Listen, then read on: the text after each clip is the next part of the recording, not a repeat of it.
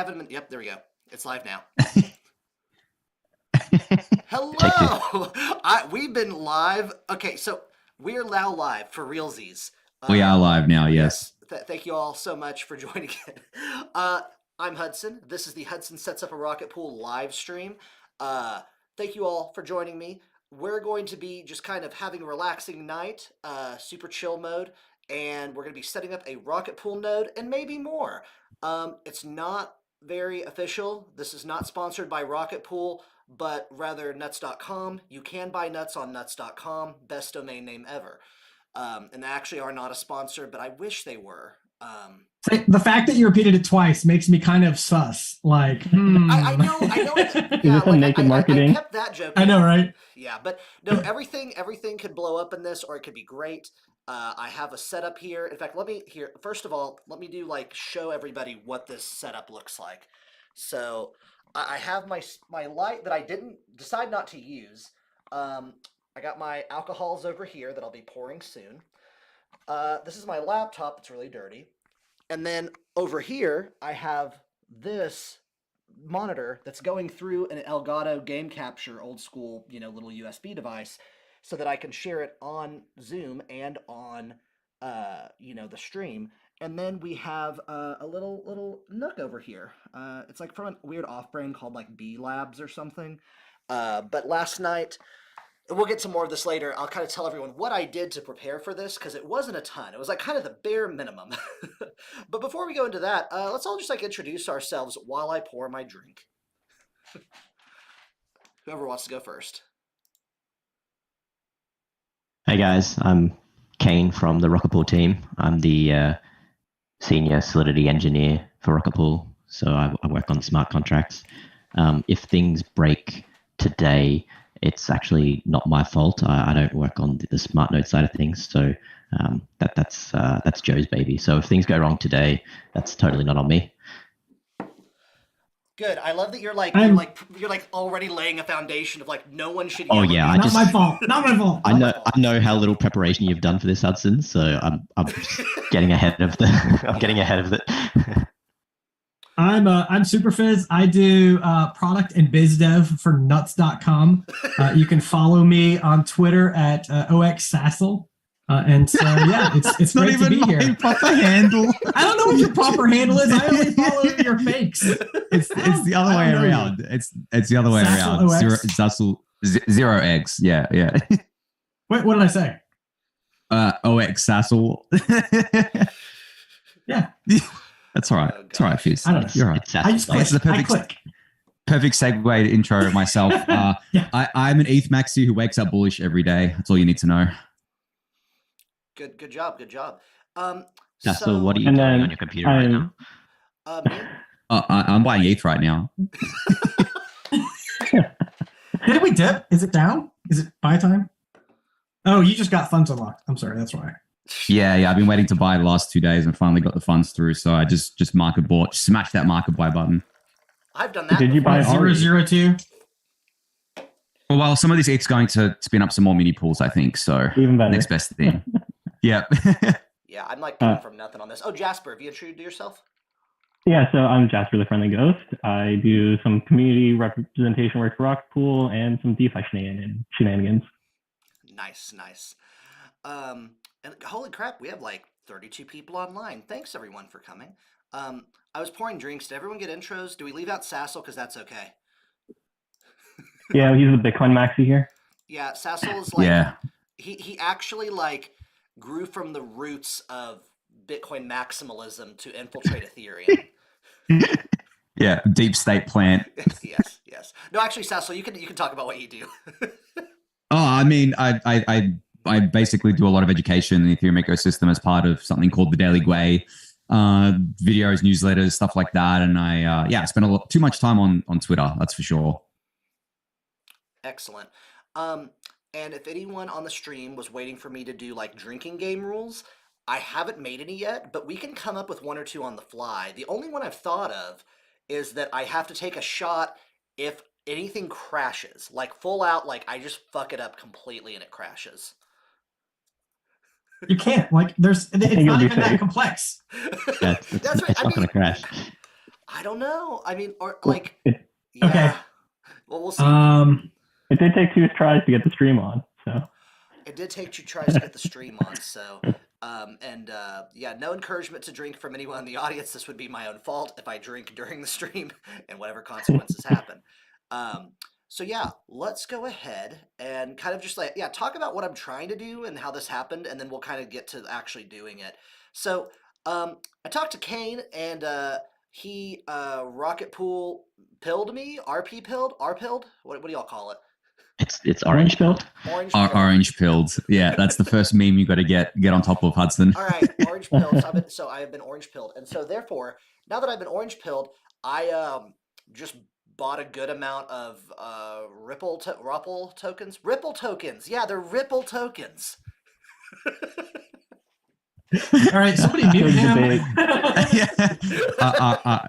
But well, I mean, it says it swear, right in the name, right? Rip. I Pool. struggled with that for so long. Like, Really? I would, in fact, no, like in 2017, I was like, Dave, please change the ticker symbol. This is not good. And he did not do it. So, whatever. I just say I'm all RPL, as annoying as it is. Just don't sound it out and you're fine. Yeah. So actually, so what I guess I'll do is like repel. They're repel tokens. It's even worse. That's almost worse. Okay. So anyways. Let's just call them How's the token doing? RPL. Oh, it's Oh, just going wait. down. The Yeah. ticker you bought is XRP, right? We just want to make sure you got the right thing. Yeah, I market bought XRP. No. And you Yeah. bought Okay. ETC as well, Ethereum Classic, and you're staking that. That's the true chain, and yes, I am somehow staking that. The site looked legit. Yeah. Just No. be careful though, because it's the true chain. It's actually a security. Oh fuck. Yeah, Okay. yeah. So that's the so technicality there. Anyways, I bought RPL tokens, and I got invited after I bought them into the Ripple Discord, which, I mean, it's not like an invite only. Like, I just happened to be like, hey, come in here. And so I went in there, and the community seems really great. And also, what was I gonna say? They told me that, like, oh, you have RPL tokens now. Did you know that you could increase your yield? And we're very salesman-like in a good way. So I was like, how? And they're like, mini pools. And I was like, a mini pool? So I didn't know what that was. I looked at it a little bit. So I'm gonna like butcher this, but here's my understanding of a mini pool. And RocketPool in general. RocketPool is a way to like basically have decentralized stakers and people putting their ether together to make, different full stakers on Ethereum that would normally cost 32 ether. That's like kind of seems like the basics. And then after that, you can do cool things on top of it in order to, I guess, add services to the RocketPool network, such as more security behind it, an Oracle service, stuff like that. What am I missing? Anyone in here? Okay, so RocketPool has kind of like two products you can think of it. There's the liquid staking token, which is RETH, and then there's the like mini pool side of things. So liquid staking derivative, people can deposit ETH into the deposit pool, and then node operators who run mini pools, which is just the RocketPool term for a validator, they take half of the capital for a validator from the deposit pool, and they put up half of the capital of their own, and together the 216 ETHs come together to be 32 ETH, which can go on to become a bona fide Ethereum validator. And so as a node operator running mini pools, you receive greater yields than as a solo staker because you receive a commission on the ETH rewards. So you receive a little bit more, and RETH depositors, they actually receive a little bit less than what they would if they were solo staking, but it allows people with less than 32 ETH to deposit into the deposit pool, or people like what you're doing today with only 16 ETH spin up a validator. And in a couple of months' time, we're actually reducing that down to 8 ETH. So the requirement to run a validator will be reduced down to 8 ETH through RocketPool. Awesome. Really cool. What's really cool about RocketPool is how permissionless everything is. So like anyone can go and mint RETH, as well as anyone can go and spin up a validator. And that really separates RocketPool and like the whole variety of staking tokens out there. Currently, it's basically just RocketPool where you can go and actually pay on the validation side. I got it. Okay, shot every time the word Lido is said. Whoa. Okay, so Shot anytime someone says decentralized. That's fine. That's the fizz part. So the reason I've been so obsessed with RocketPool for like the past whatever years is it is the first legitimate liquid staking derivative token on the Ethereum network. And so there are others that came early, first to market, whatever, poor design. Let's get as much money staked as we can. Let's, be custodian of assets, whatever.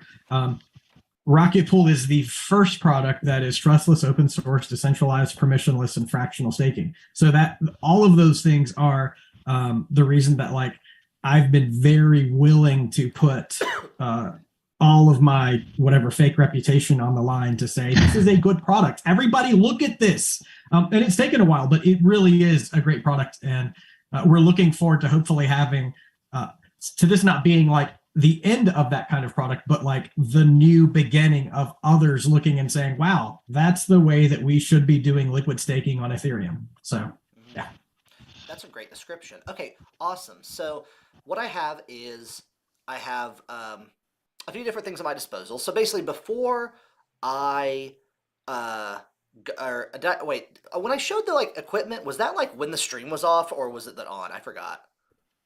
No, you showed that. It was the Okay, stream. showed that. Okay, cool. Yeah. So basically, what I have is I have like a piece of like a small computer called a NUC, NUC, and in it I have a 2 terabyte NVMe hard drive. All that means is it's like a little hard drive chip, the newer kind that are much faster that you just kind of plug in straight to the motherboard. Before it had 512 gigabytes. I put 2 terabytes in more for future proofing. What's the actual size of the RocketPool? Would you call it chain, I guess? So we don't have a chain. We're purely just use Ethereum. So the hardware requirements on our documentation are primarily to run the execution client and the consensus layer client and the validator. So our software takes up a very small amount of resources on top of that. It just makes it easy to do the install, and it does things like claiming your RPL rewards every month and whatnot. So RocketPool doesn't add a whole ton of extra requirements on top of the existing requirements to run a validator. Gotcha. And you're running native clients. You're running clients right from their GitHub repos. It's not like a remix. It is. They are straight clients directly from the developers. So that's kind of a perk for me. Gotcha. Okay, that's interesting. Because now that's really cool though, because now I have this box that I can put my clients on. I will be explaining this soon. I already have another box completely separate with my clients, and I did make sure there was a connection to this box through WireGuard, which is a VPN platform, so I can talk to the clients. The RocketPool node can talk to the clients and do what it needs to do. So all that being said, the other ways I prepared. So on that box, it's just set up. It's simple. I'm going to cut over now to, let me find it. I'm going to cut over now to the actual desktop. So everyone on Zoom, apologies. You will need to go to the YouTube page of this call and look at what I'm showing as I do it, even though there will be a slight delay. Because I don't think I've figured out how to share the screen. But let me see. I'm just going to do a quick test to see if I can. Let's see. Share screen. I broke rule number 1 of live streaming. Huh. Never look at yourself in a live stream. Oh no. All right. Oh wait. I think, is this gonna do it? Nah, it's not gonna do it. Never mind. All right. So what we'll do is, we'll do that for now. If we need to do a different solution, we'll figure it out. But for now, everyone who is online and y'all too should be able to see my desktop. This is a completely clean, completely updated Ubuntu LTS instance or operating system. So, you have like Windows and you have like Mac, and then Linux is a broad term for a variety of Unix-based operating systems that are popular for super nerdy people who don't, use Mac or Windows very often, and they have strong opinions. So, sorry everyone here who uses Linux, but it comes with like all the stuff you need for like a normal desktop and stuff. It's very highly compatible across things. It's been around for decades. And it's kind of the choice for a lot of people who are running Ethereum infrastructure, because it's a little bit more optimized. It's easier to get into the internals of the system and tweak things. It's arguably safer, things like that. So I have this fresh instance because that's what I'm going to be running my RocketPool node on. Now, when it comes to like the actual clients, let's kind of talk about what are the requirements to run a RocketPool node. So my understanding is that you need a full Ethereum client, both the execution layer client and the consensus layer client, which is a distinction that was created after the merge. Yeah, so the way you're setting it up is not the normal way that I would say most people are setting it up. You've already got an existing solo staking setup, so you're already running an execution layer client and a consensus layer client. The typical install for RocketPool would actually walk you through the process of setting those two things up. So the way you're doing it is going to be slightly different to what maybe most people are doing it. There's also a lot of similarities to it. So when we get to that point, we can point that out. But you're going to be running in what we call the hybrid mode, which has externally managed clients. Ooh. RocketPool's standard mode handles all of that for you. It's a wizard that you walk through to set up all those clients. So you don't have to have any prior knowledge of setting those clients up. Interesting. A hybrid mode is awesome if you have existing nodes or validators running and you just want to add some RocketPool mini pools on top. Awesome. The bummer to that is the RocketPool smart node makes upgrading clients an absolute snap. So like it's one command and you're upgrading consensus and execution client without any extra work. In hybrid mode, you have to do like the classic updating, which it's not difficult. It's 5 minutes of extra work. However, I would say that all my clients are updated automatically, seamlessly, because I'm running a DApp node operating system on my other machine. So I will type in my very long password here that I switch screens to not show, and then I will see if it'll log in. Don't save. Right. Okay, so now I can switch back over. So if you look here, this is a box, and it doesn't have like Mac, it doesn't have Linux, it doesn't have Windows. It just has this screen on it. Now, I'm doing a VPN connection to this screen because that's the most secure way to do it. The actual physical box, you can't actually get to the screen from there. You can only set up credentials to VPN into it for maximum security. So this is a dashboard. DAppNode is a operating system, but also can be run as like its own VM or other types of setups. And it's free also, to go in and pick packages from the Dapp store, such as ooh, gross, near, ooh, gross, Bitcoin, boo, but then an Ethereum Classic, boo, but then you could do like Zcash or Mysterium, I didn't even know that was still around, Rotkey, Optimism, and you can also set up clients. So for instance, I have Geth, Lighthouse, and MEV Boost running. So I can go in here, I can set kind of some settings, and then I can also go to the logs and just, see Geth going, just like if I was running it in a normal CLI client on here. There's also these querying and engine APIs that are used for querying the consensus layer through Geth and for querying transactions on Geth itself for like a Web3 wallet like MetaMask or Frame. So that's kind of what that's what the packages section. Then there's the stakers section. This is where MEV Boost comes in. It makes it dead easy if you don't know what you're doing with this stuff to just click on an execution client. It syncs it in the background. You say where the fee recipient is and stuff like that. And then you also pick an MEV Boost, like an MEV Boost selection. And so you are now a part of, for me, it's Block's route that isn't being censored by, or it doesn't have OFAC censorship doing MEV stuff. There's also a key store area that's really nice, so you can have like dozens of validators on one DApp node if you want, all organized. Hudson, do you want to give a quick take on MEV Boost, what it is, and your opinion on it? Sure. So like MEV Boost, so first of all, just what is MEV, like in a nutshell? So basically, when you send a transaction on Ethereum to like trade Ripple coins for RPL, no, let's not do examples where they're both the same name.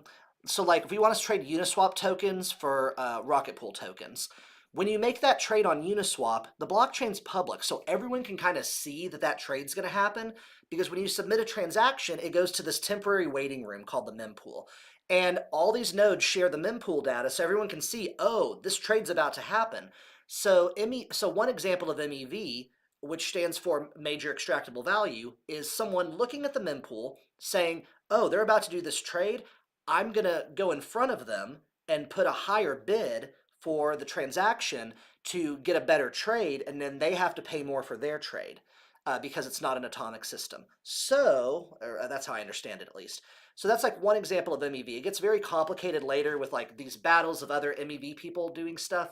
So this group called Flashbots, who I used to work for, and who I'm still besties with, they came up with a software that's completely free and open source, where instead of making everything kind of behind the scenes and in the dark, like a lot of major mining pools were doing, they were hiring Geth engineers to go in and extract value but not tell anyone. They made it so that everyone can participate in finding the value and extracting it. So although it is bad that this is happening and users are affected, there's now an even playing field and a vast amount of statistics that you can see how the problem is rising or falling. So it's kind of a transparency because you can't fix it yet, because it is a very deep protocol problem. MEV Boost is the software that you run in order to do that on the chain. Great explanation. Thank you. Thanks. So, lastly, yeah, that's pretty much it for this. So basically, we'll be using this DAP node instance to connect, so long as my WireGuard, which is the VPN client, connects properly to it. So we'll keep this page up. So now that we have, the EL client, the CL client, one thing I want to ask beforehand, I have a wallet with a ton of RPL tokens, and then like it also has ETH. Do I need to make a whole new wallet for this Kane or anyone else? Like, what's Yes. that? So Okay. the RocketPool, during RocketPool installation, it'll create what will be called your node operator address, and you'll register to the RocketPool protocol with this address. And then at some point, you'll need to transfer your RPL bond and your ETH to that address to then perform the stake and the deposit onto the beacon chain. Awesome. And when you register that address, it'll pop up in the RocketPool Discord. And so the community gets to go a little crazy. It's always a little fun thing. Oh, and some people from there, I'm guessing, are watching this. Yes. I haven't checked because I'm doing If you're from RocketPool and you're listening, you have to take a shot. Oh, I'm from RocketPool and listening. So I did Fireball first, and now I'm on Screwball Peanut Butter Whiskey. Does anyone have like a strong opinion on this? My strong opinion is that I'd like to try it. It's very delicious, but most people love it or hate it. That's why I asked. Some people are just like, but it really does taste like peanut butter and not alcohol. So, it's a great, just easy shot, Also, Sassal, Yes. Did your figurines come in that you talked about on Twitter? I mean, I got some more today. Yeah, they're always coming in. Like, the funny thing is, I pre-ordered so many of them, and they're on like 6 to 9 month pre-orders. So I at least get some like 1 or 2 times a week. I got 4 today. So the other thing is at a certain amount of figurines coming in, is there like a partnership program or like a guy in the back room like, hey, I know Anthony's ordering again, let me give him a call, and then there's like a backroom deal? No, I've never been approached by any of them for that. Even though I've ordered hundreds of these things, no, I haven't been approached for any of that. But that's okay. What's the spouse reaction? I mean, that's not a bad reaction. It's you have too much stuff in this room. Like, you only got one camera angle here. This room's quite large. It's 5 by 5 meters. I don't know what that is in freedom units. Sorry. And it's all covered in figurines. Like, every part of it is just figurines. And I've run out of room now, so I have to get a new cabinet built to be able to put more in. But it's just that. But the thing is, they're only in this room. Like, it's not like I'm leaking outside of this or the rest of the house. So yeah, it's That's okay from that.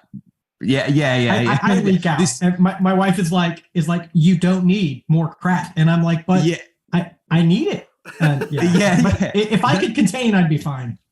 Well, that's the thing. It's all contained. Even all my computers and stuff. I have 5 different PCs running, and it's all still in here because I have a. So this is supposed to be the master bedroom. So it's got a walk-in wardrobe, which is my server room essentially. So all my computers and internet gear and everything is in there, except my main PC and my RocketPool one, which is just outside of the camera here. But yeah, it's all contained here. Literally nothing is leaking outside of this room. Wow. Very impressive. Awesome. Thank you. I was gonna say, so let me. Oh crap! I'm typing stuff. Hold on. I was gonna ask one more thing. So Kane or anyone else, probably Kane, just because this is like an archive node question. I need an archive node, right? Or is that for something else? No, you only need an archive node if you're running, if you're one of our Oracle DAO members. So that's only for a special requirement. So you won't need it as a regular node operator. Excellent. Okay, then I don't. Yeah, good. I didn't buy one yet, but I was like, I could just get one from QuickNode, which is a great company for getting those. But yeah. All right. In that case. So what you might be interested in is a fallback node, which is slightly different. So if you're running DApp node and you're running RocketPool, then maybe you're running. I don't want to guess your number, but maybe you've got 10 nodes or 10 mini pools running, 10 validators running. You could have another box that acted as fallback. And so if at any time like your main chain, maybe you didn't pay attention and your geth took up too much space and the disk is full and you're going to go down, your fallback node could still take all of the traffic seamlessly. So you can still do maintenance to your main node while your fallback node takes traffic. But it only matters if you have once you reach like that, some point of, well, I have more than one validator. Yeah, that makes sense. Validator, like ETH2 validator, right? Yeah. Okay, so because I have my DApp node that has the synced validators, but it does go down to restart and then update the node, then it quickly catches up. But I do have, this new box that's going to have the RocketPool node that I could easily launch with all the specs on it, easily launch an EL and CL node, which I might do because then that'd be a cool backup for either direction. Yeah. They can face each other. That's right. They can be backups for each other. They can't face each other with my signing keys on ETH2. I can't do the validator on both or it'll slash. No. What I mean is you can have your solo staking validators on your DApp node, and you can have your mini pools on your RocketPool, and they're separate computers. But you can set each other as fallback so that if DApp node if the DApp node computer chain goes down, then DApp node can look to the RocketPool node for chain data. Cool. And if the RocketPool chain for some reason goes down, then your RocketPool mini pools can look to DApp node for data. They can look back and forth. Excellent. All right, cool. Well, I think unless anyone has any other things I need to know before we get started actually setting this shit up, let me know. All right. So are you going to be walking through, we have a pretty comprehensive documentation on the install process. So is that the plan here? The best. Yeah, I'll link you to it. No, it's okay. The best RocketPool documentation because Kane said so. .jpeg. I really hope this gets me there. It does. First result. Oh. We have a little bit of delay, so we have to wait. Oh, we're on the lag. Yeah. I was like, how does he know? No. I literally, I was saying what I was typing out. Yes. So that's quite some SEO. Yeah. So we got some guides overview. I'm here at this one. And so I'm probably going to want to go with running a RocketPool node, right? Yep. Okay. So. And then go, you can start down in the installing RocketPool sub menu, and then you can skip choosing your ETH client, selecting the RocketPool mode. We've done that. And you can start creating a standard RocketPool node with Docker. Creating a standard. Am I missing something? Hold on. Oh, is it staking? No, wait. It's running a RocketPool node, and then where's the Docker option? And then installing RocketPool. Why am I missing installing RocketPool? This is crazy. Oh, it's all right. Yeah. Oh, okay. It was gray. That's why. Okay. Oh, yeah. Here's the weird thing. The documentation itself is absolutely awesome, but the navigation for the documentation, it can be a little. It can take a while to find what you're looking for, but the documentation itself is written perfectly. So it says native without Docker. We want with Docker, right? Yeah, that's right. Yeah. Okay, perfect. Okay, so we're going to walk through Docker. So Docker has been the bane of my existence in the past, but from what I heard in the chat, I got some hot goss in the chat that said that this is a CLI, so like command line based automatic process. I don't do shit. Yeah, it's just basically a walkthrough. It's going to walk you through the whole thing, so you don't actually have to know anything about Docker for this, really. Yes. Okay. All right. So at a high level, we're going to be installing the CLI. Use the CLI to install the smart node stack, and then configure it with a easy UI in the terminal. So Sorry, friends. I'm gonna have to rug you. I need to go. So no this has problem, been fun. bye. Yeah, Gotta sorry. check the figurine delivery. I'll check back in when you're done, Hudson, and see how you went with it All all. right, no problem. Thanks so much for Yeah. Hi, coming. Anthony. All right. Good luck. See ya. Bye bye. All right, so we have downloading the CLI. So we got the Linux instructions. Ooh, there's a little copy tab. I love these. These are great. And then I got this over here. All right, so I'm gonna like put this in a different area, and then put this over here. So we got like a thing going on where I can see what's being typed. So I'm gonna make a folder that'll hold the application. Now this is gonna be in my home directory. Is that okay? Yes, that's expected. Yes, that's fine. Okay, Yeah. perfect. All right. I made a directory. Yes. All right, now I'm gonna download. If you don't know the CLI, I'll run this link, but I'm pretty sure it's like x64, 8664 kind of a thing. Yeah. Okay, for most normal computers do this thing. Okay, I'm gonna do a wget. It's doing a bunch of stuff. Sweet. All right, so it just downloaded RocketPool's stuff to my folder. So let me go in the folder and see what it looks like. So we got bin, RocketPool. Oh, that's a software. I can't open that yet. All right. That looks like an executable file, I guess. That's right. Yep. Okay. So I just downloaded it and put it in there. So I need to change the permissions to make it run chmod. Chmod is the best one. All right, so I did chmod to get that going. I wonder if there's a way I can make this text bigger for the streamers for my what's it called, my CLI. But there's Control Shift Plus. Thank you. Okay, so and I'll do that too. Or can I get rid of the side call thingy? I don't know if I can. No, I don't think so. That's okay. I'll still just do a plus. Yeah, that didn't do anything. All right, so then we got log out and log back in, or simply restart. This is because the path you saved may not be in your system's path variable. Interesting. Okay, so let me log out and restart. I'll just hit restart on here. Pretty straightforward so far. Yeah, for real. And I'll go back on No, here. no crashes, so no shots yet. Oh, we got a guest. Hello. Hey, it's Patches. When Sassal left, I invited Patches. No, that's perfectly fine. Y'all can invite whoever you want. Oh, that takes the heat off me completely. Patches is he's gonna make us so much easier. What? Okay, I was going to joke and say I saw you drowning, but not really. Just kidding. so hi, Patches. Do you want to introduce yourself? No While audio. Patches is getting himself set up, he just filmed an interview with Whack Attack on the RocketPool YouTube channel. His Launchpad episode was fantastic. Highly recommend it.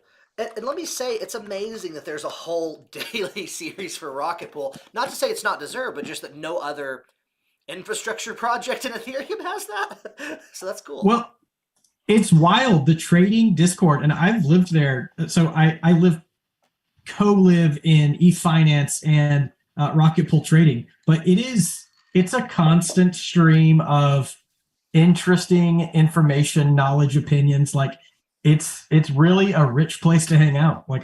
I love it. When Whack Attack told us that he was planning on doing a daily show to cover RocketPool, I thought he's going to run out of content pretty quickly. But he actually struggles now having too much content, keeping it Half-hour little. episode. Hi. Okay, so I think you're here. How are you doing? Good. I was just struggling to get my video camera to work. I was trying to blur my backgrounds and it just wouldn't show anything, so I gave up on that. Yeah, You can but see no, my if, anybody on this call, if there's anyone else that would be nice to have on, I mean, I'd say we could get up to 10 people in my opinion, if we want to, but yeah, because we're just kind of chilling. So introduce yourself. Is it Patches? Is that what you go by? Yeah, Patches is my Discord username. My real name is Jacob, which is why it says that on Zoom. What's your cat's name? That's Yo-Yo. He's actually a foster cat, and he's going to photobomb the crap out of me for the rest of the night. That's so cute. Do an intro for yourself. I'm one of the rocket scientists from the Discord. mostly just hang out and help people in the support channel. So pretty much any problem that you could run into while you're setting up a node is probably something we've seen before, and it's probably something I can help you fix. Ooh, this is the perfect call for you. Yeah. Are you? Yeah, I and don't know if you've been explained what this you'll call run is, but into I'm it. coming into zero. You're eventually gonna run into a problem, and and it's okay because like we all do it. You'll go to support, and it's great to have this relationship established, so you'll know. It's usually patches and Fornex and object who just will be right there with an answer. So it's good to have the relationship set up. Is it normal when I go to patches for support that he says I need to send like 5 ETH and feet picks to him or something? Is that like a normal RocketPool If thing? he doesn't ask for feet picks, you know it's not him. Okay. Great. So where we're at with this, I'm going to transition back to the computer. So Patches, what we're doing is I can't actually feed the computer into the Zoom call. So if you can pull up the YouTube stream, there's a link on my Twitter. It'll show the computer on a delay, but I will be saying what I'm doing so that, yeah. Yeah, I got it open. I actually started out there and then wound up here. So. Oh, great. Okay. So yeah, where were we? We were here where on this side I got this, on this side I got that. So got a terminal on over here. What I did was, it even put me to the place in the documentation. Nice. I logged out and logged back in to make sure it's in my path. So what that means is some magic, witchcraft I just did. Oh, hey, we got Nolan. Hi. Wait, I'll transition. Hello. Nolan, give an intro. Oh no, keep going. No, do it. I'm friends with Superphiz. I don't know you, bro. Who's this? How'd you get here? No, okay, so I'm going to transition back. So what we got going on, the path has been modified. So a path is something across operating systems. All it basically is like a little, it's like a bar where you can put certain locations for folders that if you type in an instruction into your command line interface, which is what I have on the right, then it'll automatically know to go to that folder instead of you having to type like, go to all this stuff. Yay, we have more people. Hello. Hi, everyone. Oh, we got whack. Oh, we got Whack? Okay, Whack, give an intro. I just heard a lot of great things about you.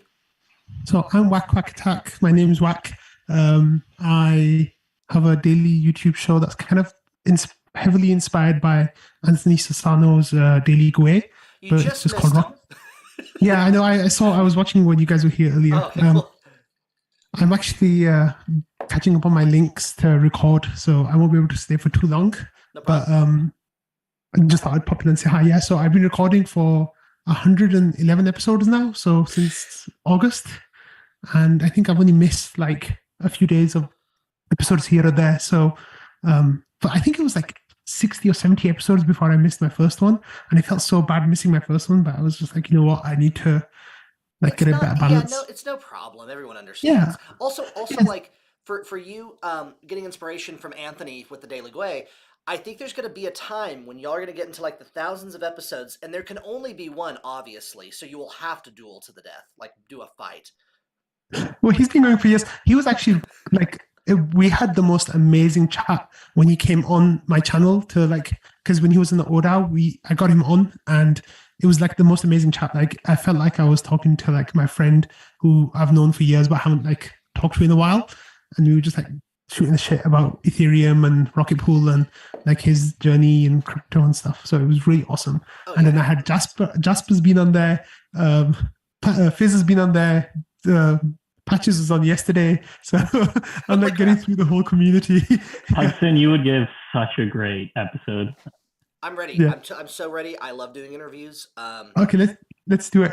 Okay, but he needs 12 hours in RocketPool to do a rocket fuel first, though. That's fair because, like, yeah, I'm coming from like almost nothing. Like, I literally bought RocketPool. I had bought RocketPool tokens before, but this is the first time I've interacted with the community and like read. And I actually said this in chat, just to give a background.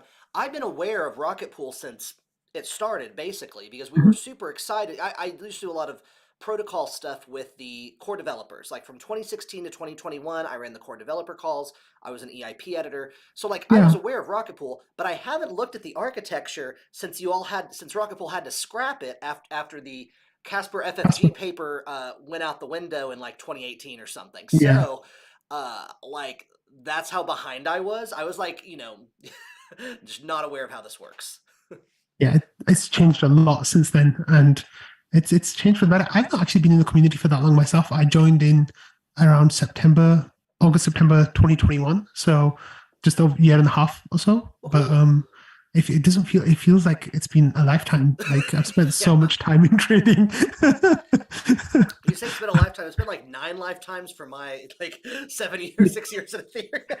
Yeah. I luckily though, just because if anyone sees my Twitter, I talk about mental health there sometimes. I'm kind of coming out of my mental health break that I've had since February and feeling amazing. A lot of stuff is back on track. I'll probably start doing some stuff here and there as far as contracting, and so yeah, it's gonna be fun. That's great. Very glad to hear that. Very glad to hear that. I took a mental health break from my job when I was working last year, nearly a year ago now. I took 3 months off, and then I quit, and I haven't looked for new work since June or July. So Nice. These guys think I'm a whale and I've retired. I haven't, but I'm just spending time on Rocket Fuel now, so I'm really enjoying it. Yeah. We're hoping this pivots into an actual lucrative, but an actual paying thing, because it's so beneficial to all of us. So I don't want to monetize it. Like I made that decision from the very beginning, so there'll never be an ad on there. There'll never be a sponsorship on there. I will talk about people's products, but only the ones that I actually believe in, never because they've given me money or anything like that. So I talk about Joe's Proteus on there a lot. I talk about integrations with DeFi projects, but I've never received a cent for any of that stuff, and I don't want to receive money for any of that stuff. I have, however, applied for 2 RocketPool community grants, and depending on how those go, that would be either amazing or fine. And I know some people at RocketPool. I think I can vouch for you. Well, I'm actually, what's really funny is I'm actually on the committee that gives out the grants. And I mean, honestly, he's looking at the grant and he's like, I don't know if I can fund this. Seriously, that's what's happening in our private conversations. I'm like, guys, I think I spent too much. That's really but hey, we're also promoting nuts.com. I don't know. I do product and biz dev.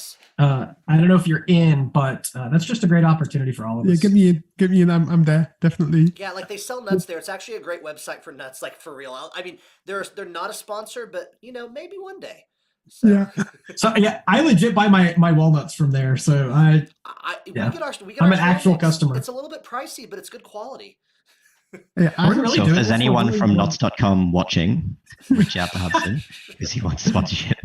I would say honestly, Kane, I've never seen a Venn diagram of this, but I imagine the Venn diagram of nuts.com executives and marketing people to Ethereum users that also care about RocketPool. I don't think they intersect. I'm just saying. Okay, so this is enough of this. I should probably get back to my note. So what we got here? So we've just restarted the PC to get the path fixed. Let's look at the RocketPool version. Bam. I am version 1.7.3. That seems nice. Is that the latest one, I hope? Yeah. All right. Don't see an error message. All right, Smart Node Stack. Now you have the CLI installed. You can deploy the Smart Node Stack. I think I just hit this fucking button, or this message. Bam. If you're upgrading your existing configuration, will be backed up and preserved. That's fine. Okay. And I'm going to hit yes. Oh, probably should put this in.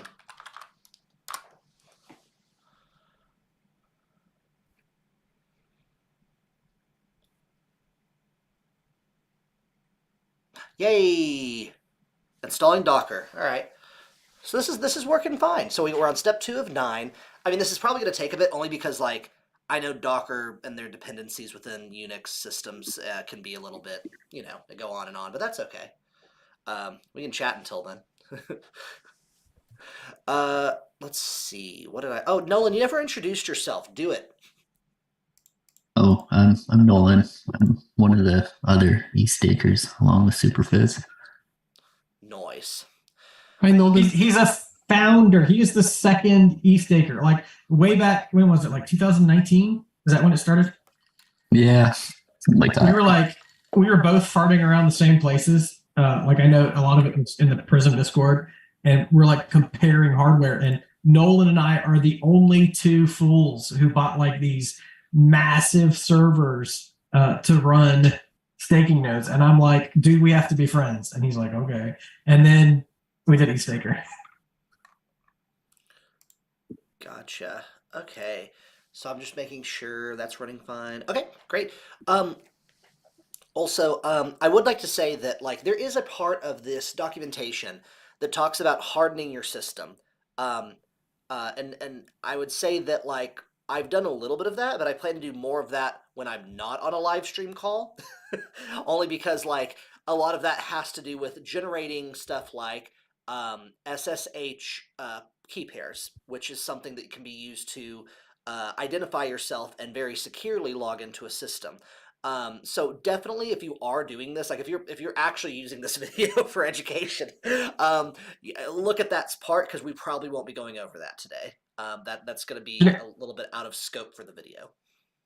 The documentation is so nice. I've started hijacking it to do 2FA on all of my devices because it's so well set up. I'm like, oh, I need to do 2FA on another device. I can use the RocketPool documentation for it. Yep. You just have to find the right page for the documentation. But once you get there, you're good. It's actually, I mean, like, it's set up pretty well, and I'm actually curious what software y'all use for documentation, because this is really nice. Joe Classic is the absolute legend. What was that? Joe Classic, he is the JCRTP. He wrote a large chunk of the documentation, and so just huge shout out to him. And actually, I think I can, let's do some investigating. Hold on, I'm going to transition back to the screen. Now I'm going to go to there and go to the GitHub for the documentation, and that should tell me what it's made out of. I can tell you it's ViewPress. Oh, okay. Which is like a static site generator type thing for generates like a view application for the docs. What's emoji? Or is that like a... Oh, they added emojis too. Okay, I was wondering, like, what is emojis in the framework? Is Mentor the second contributor? I was not aware of that. Actually, Mentor... well, this isn't necessarily the order of, like, when they contributed. I think I can actually pull that up. I can't do it. I thought that the contributors ranked in order of commits. It'll be number of commits, yeah. Oh, didn't know that. Okay, cool. Mentor has a really cool project, right, with the Tor network? Yeah, Onion DAO. And I haven't... Yeah. I was obsessed with it for a very long time, but I haven't tinkered with it lately. It's a really awesome so there's a guy called Rudy from Wholesome Crypto, and he does an interview with Mentor where they talk about Onion DAO. It's a really great podcast where Mentor kind of describes like his reasoning for freeing speech, for giving people an opportunity to have free and unfettered network, and then also how that ties into ERC20 and POAP. So you should check that out. It's Rudy's Wholesome Crypto episode with Mentor. Awesome. That sounds really good. I will look at that. I was actually on Wholesome Crypto before. I'm almost positive. Yeah, you were. I've listened to your episode. It's great. Let's see. Oh, a lot Shout of out to Patches, who while on the stream is helping people in the support channel. Oh, thank you so much, Patches. Also, try to get Nixon here. I want Nixon here if they're available, because I see them watching. Yeah, I invited her. What did she say? She's in a sleeping house. She can't disrupt the house. That makes sense. What's up, Justin? Not much. I don't know why you sent me the link. I have nothing valuable to offer, but I'll click through. I was lurking anyways to learn. So yeah, Justin, introduce yourself and contribute to the commentary. All right, get some of my ant miners behind me. If there's family, you get an invitation. That's just how it works. So what's your intro? Much appreciated. Justin? My intro? Like, just who are you? Because there's a bunch of people watching who have only sucked their lives into RocketPool for the last few years. Well, there's worse choices people can make. Honestly, but, you're right. Like, that's not a negative. I'm just saying they won't know who you are. Yeah. Well, my background, I run a hardware wallet manufacturer called Grid Plus, and just I wish I had more to say than that. That's what I do. My life's What's it called, though, if Ethereum anyone's and interested? Grid Plus. You can find us at gridplus.io. And actually, so Justin misspoke. He runs the best hardware wallet company. So Thank you. A small one, but a good one. And we're Shout out got a lot to in store. Justin for giving away lattices to the RP trading community once upon a time. Yeah, we can. I'm sure we can do that again. But I'm really only here for the POAP. So True. Wait, do we have a pop? I forgot about that. I don't know. I know, that's cool. So I would hope there's Schifrin one. developed the image, and we determined during the call that it hadn't been developed or submitted. So he submitted it for curation, and we intend to use POAP Checkout to distribute it. Hopefully, it will be done before the end of the call. If it's not the end of the world, we'll just put it in the RocketPool Discord. So you just on like the honor system, you can get the POAP if you were here. Nope. All right. In that case, it'll be done before the end of this call. Well, the honor system ends up being a nightmare. So we do need some kind of gatekeeping. But promise it's an effective and healthy system. So I'm gonna say that we have now nominated Superphiz to be the gatekeep girl boss. So that we are not doing the honor system. That's perfectly fine though. And yeah, just keep me updated on that, Fizz. I'd love to have the Pope. If not the end of the world. We'll figure it out. Oh, it's done. Oh shit. All right, so here we are.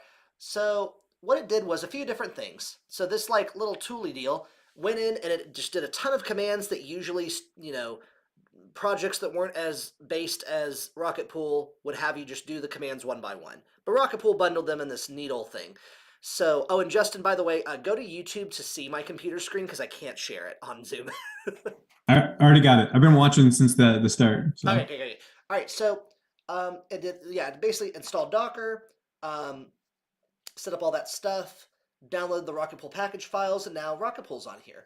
So tell me, okay, so Kane, I have a question because I see MEV Boost is like at the top here. Is MEV Boost something that is on RocketPool? So yeah, we included it as well. We actually started having it as an opt-in situation.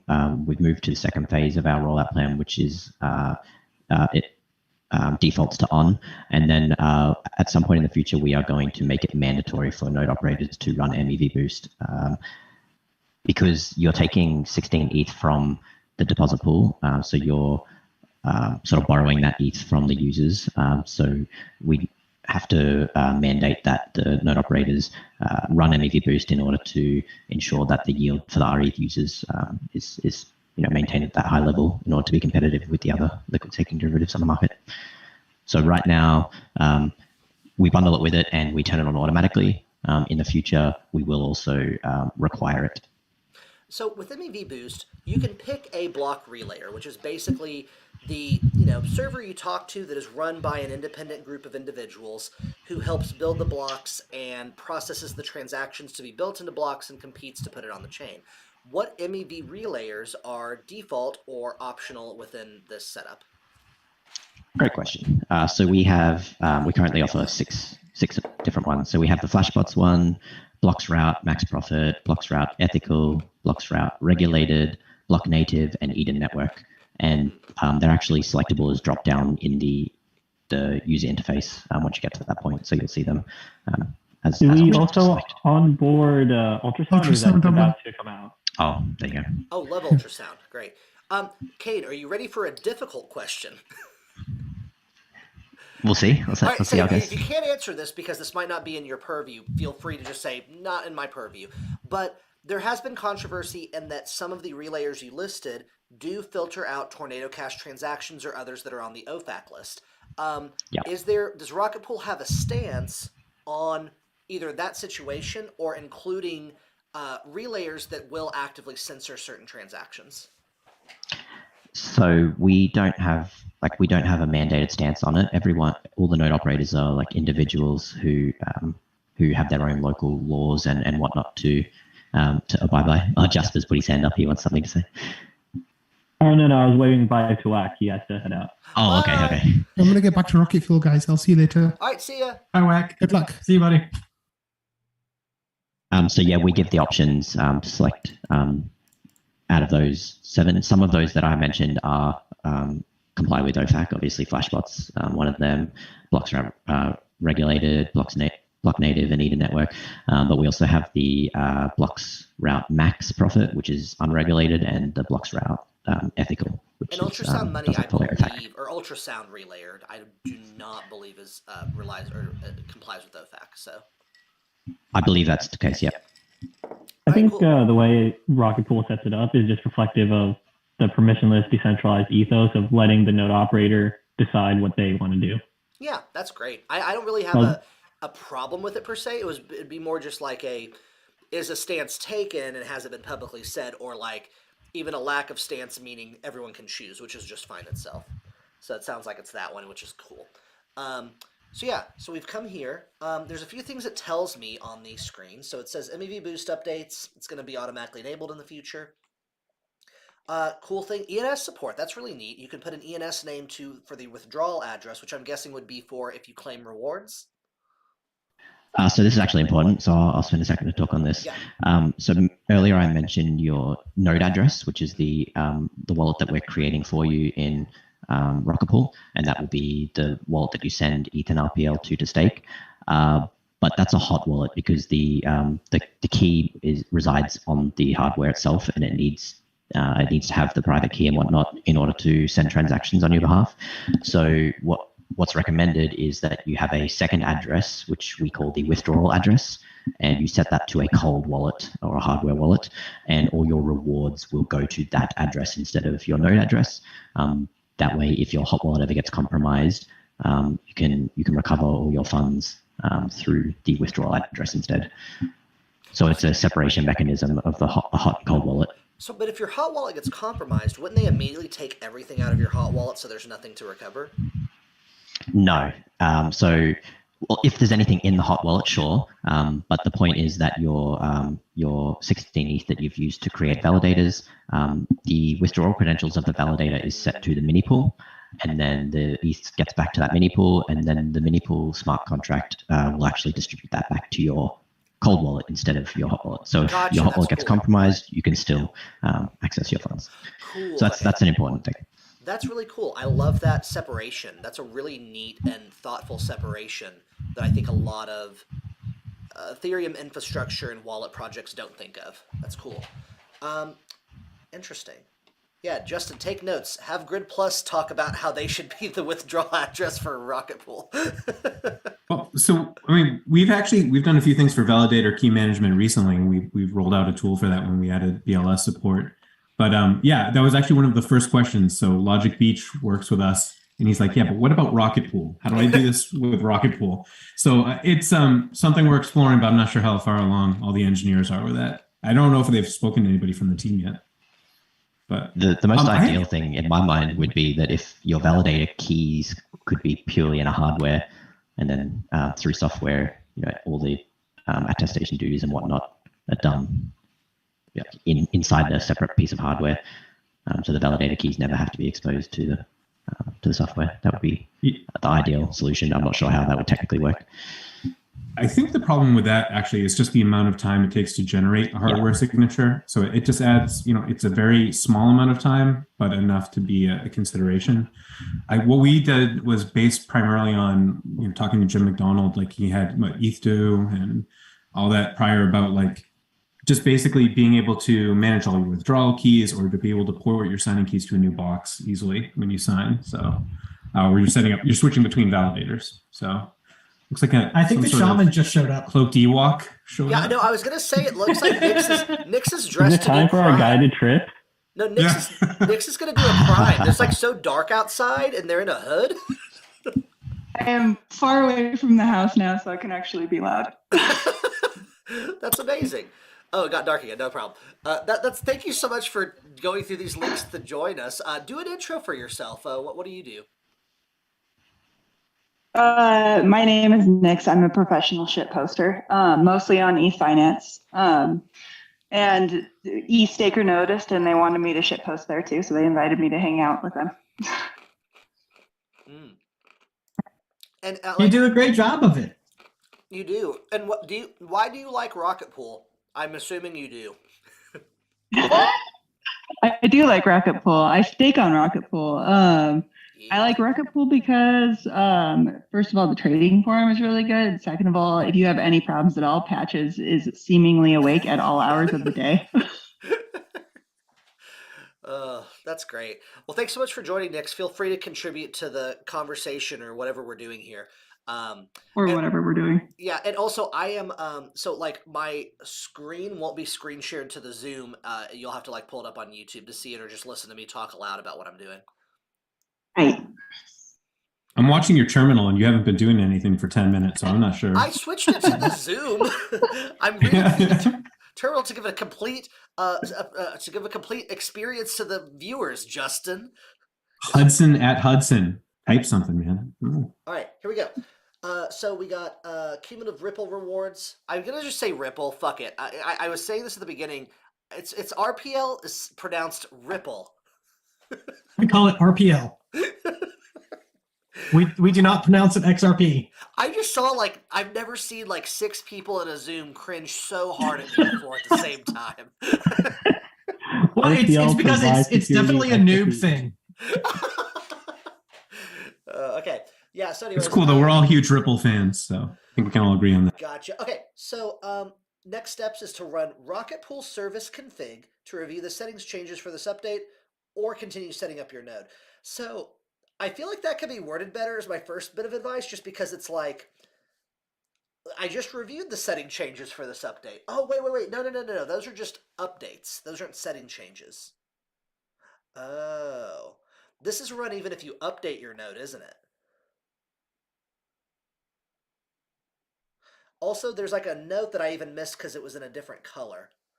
It says, since this is your first time installing RocketPool, please start a new shell session by logging out and back into restarting the machine. This is necessary for the user account to have permissions to use Docker. There's a lot of restarting, but I don't blame RocketPool for that. It just sounds like it's necessary for the automation. I think there's only one, right? No, there's 2, because I had to restart for the path. This one is restarting so that Docker has permissions for user account stuff. And we're back. So yeah, I'll let this restart. It doesn't take very long at all. But yeah. Oh, drinking rule. Every time I have to restart, I do a shot. Would that be a good one? And every time I think that was the last time. What was it, Jasper? Well, and every time you miss a line in the documentation. What were you saying, Kane? anytime you say Ripple. Oh, yes. I like that. All I right. think we said anytime someone says decentralization also earlier, and I've made sure to say it a couple times. That's amazing. Okay, we are almost back up. This restarts super quickly. I remember when computers took 10 minutes to start up. I'm old. Okay, there we go. I just realized a problem. People are going to search how to set up a RocketPool node, and they're going to find this video, and they're going to be like, oh, it takes 4 hours. No way. It's like, why did it There take needs to be a 3 hours to disclaimer. set up a RocketPool node? And who are these people? Wait, You are gotta these record a 9 group people the disclaimer. only ones in RocketPool? Took a team of 8 people 4 hours. And it's still not running. Hudson doesn't actually start his validators. He just initializes them and then like turns stuff off and leaves. Hey, He's going to be like the worst RocketPool operator. 0.00. Okay, you're making fun of me just because I had my ETH2 validator offline for a cumulative 4 months in 2 separate incidents. Okay, Hudson but to be Jameson, fair, I would never make fun of you, sir. I would never make fun of you.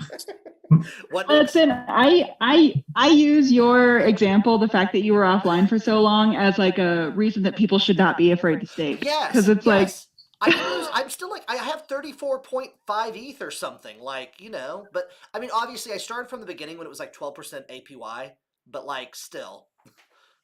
I know, right? I mean, that is a common that's a common concern people do have, though. They think that they don't want to commit to having it up 24/7, or thinking that they're going to lose a ton of rewards, when in reality it's quite forgiving.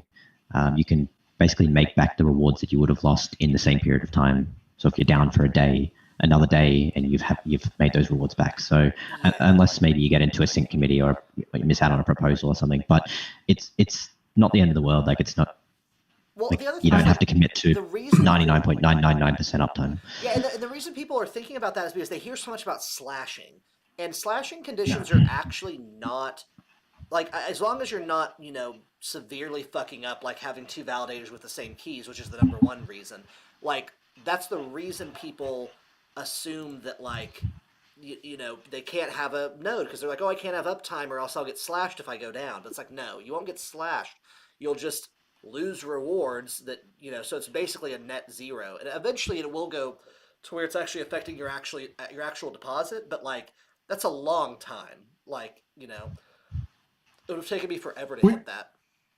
We should point out the other side of this is the effect on the network. If you're a solo validator and you choose to go offline and you have a proposal and you miss it, then that is a gap in transactions where people who are interacting with the network will not be able to transact during that period. So ideally you would be up. When it comes to something like RocketPool, we are a community. We are a bunch of people who are pooling resources to do something. And so if you're offline, it does have an impact on other people's assumptions about the platform. And so like our ETH holders who buy with the understanding that you're staking for them, if you choose to go offline, you're not only losing your earnings, you're also taking a cut out of what they would earn because of their expectation of the service you're providing. And I would say, thanks, Fizz. I'd say, fuck those people. It's Hudson's world. You know what? I'm offline all day. Fuck those people. No, I'm just kidding. No, Isn't it weird though? I have more of a responsibility with my RocketPool node because I'm staking somebody else's ETH. I've got 16 of somebody else's ETH. So when I'm offline, it's not just like, oh, well, my node is offline. It's like 16 ETH of somebody else's money is offline too. Yeah, that makes sense. Absolutely. Okay, so also for the offline requirements, how I understood it for RocketPool is that for RocketPool specifically, not ETH2 validators, is that if I'm offline, there's going to be like a man, like a sexy man in like a leather mask come in and whip me a lot. Is that how it goes? I think you have to pay extra for that. You have to. You want to get rewarded for downtime? Yeah, I mean, like, how it works? I think it is. It's an inverse correlation. Yeah. But actually, no, for real though, Kane, like, what's the, like, if I do have downtime, like, not purposely, like, oh, I didn't turn it back on, but like an hour, like, is that something that heavily affects the RocketPool community and the ETH community? Yeah, so you will get listed in our like lowest performers list of lowest performers, and you'll get shamed in the Discord. That's pretty much the extent of it. Yeah, if you're down, Hudson, people will start pinging you in the Discord and start shaming you. So it's actually really useful. No, I mean, like, I've been pinged to Discords when my other node was down because people know where my node is, like know my node address. Mm-hmm. And they're going to after this stream as well. So. Yep. Anyways, Jasper, what were you saying? No, I was just commenting that, yeah, we've had a few big whales who've found out that their node's offline because of people in the Discord pinging them. So in some ways, the community is an additional form of like a social backup. Yeah. And another thing the community has provided is this thing called the rescue node. Patches, you want to give a little what's that? TLDR about what the rescue node is, since we've been talking about downtime? Sure.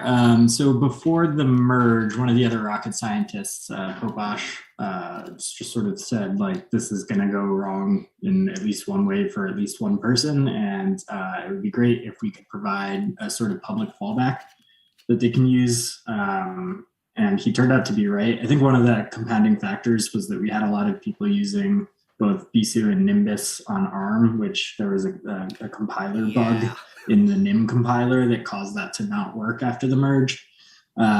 Anyway, the main reason that you normally wouldn't want to use someone else's node as a fallback is that they can actually steal your tips or MEV just by changing your fee recipient address. So Popash had this really kind of brilliant idea where he put an Nginx instance in between the beacon node and sort of the public facing internet. And he put a Lua script in it that made sure that the fee recipient was set to the smoothing pool address. And basically anyone who was a member of the smoothing pool could then use that node without having to worry about someone changing their fee recipient to any other address. So that was sort of the origins of it. Since then, we've been developing it into like a more full-fledged service, and we're actually about to start a beta on Prater for it. I'm very excited. What is the smoothing pool? And I feel like this is going to be like a big thing because like I keep hearing about it, and it's like feels like the vibe I get from people talking about it, and I do not understand it technically, is you kind of sacrifice a potential for profit, but you get more decentralization and good vibes. Is that it? No, I wouldn't put it that way. No. Okay. But I wasn't reading it right then. What is it? It's a you set your mini pools with the recipient to the smoothing pool, and so if you've opted into it, and then we have all these node operators sending all their MEV tips to that, and then at the end of the month it's shared out equally amongst the node operators. So you're sacrificing the potential to receive a single large MEV payments and in return you're getting a consistent amount of rewards.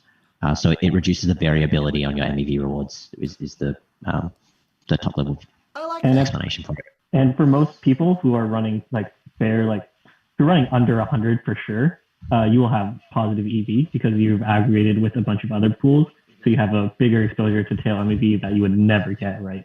So on average, opting into the smoothing pool for smaller operators is better than ever getting lucky with a normal proposal. Gotcha. That's awesome. Okay. Can that be applied to ETH2 validators generally in like a conceptual technical sense? Not yet, but there's an idea in development for something like that. That's where Eigenlayer is okay. Working. Yeah. So, I know the Eigenlayer angle for that. I thought it might have been like something at MEV boost level, so not protocol layer, but like MEV boost relayers colluding, or not colluding, that's like a weird word for this, but like collaborating to do this. But yeah. it's kind of like the same thing, right? It's just a different spin. Yeah. Collaborating and colluding. Yeah. It's the negative connotation of the word. For sure. That's really Colluding, helpful. collaborating is good. So I have now moved back to the computer.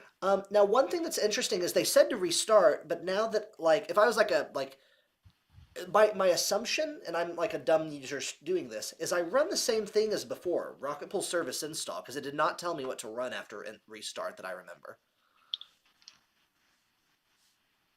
No, you don't run it again. Oh. You can carry on to the next step now.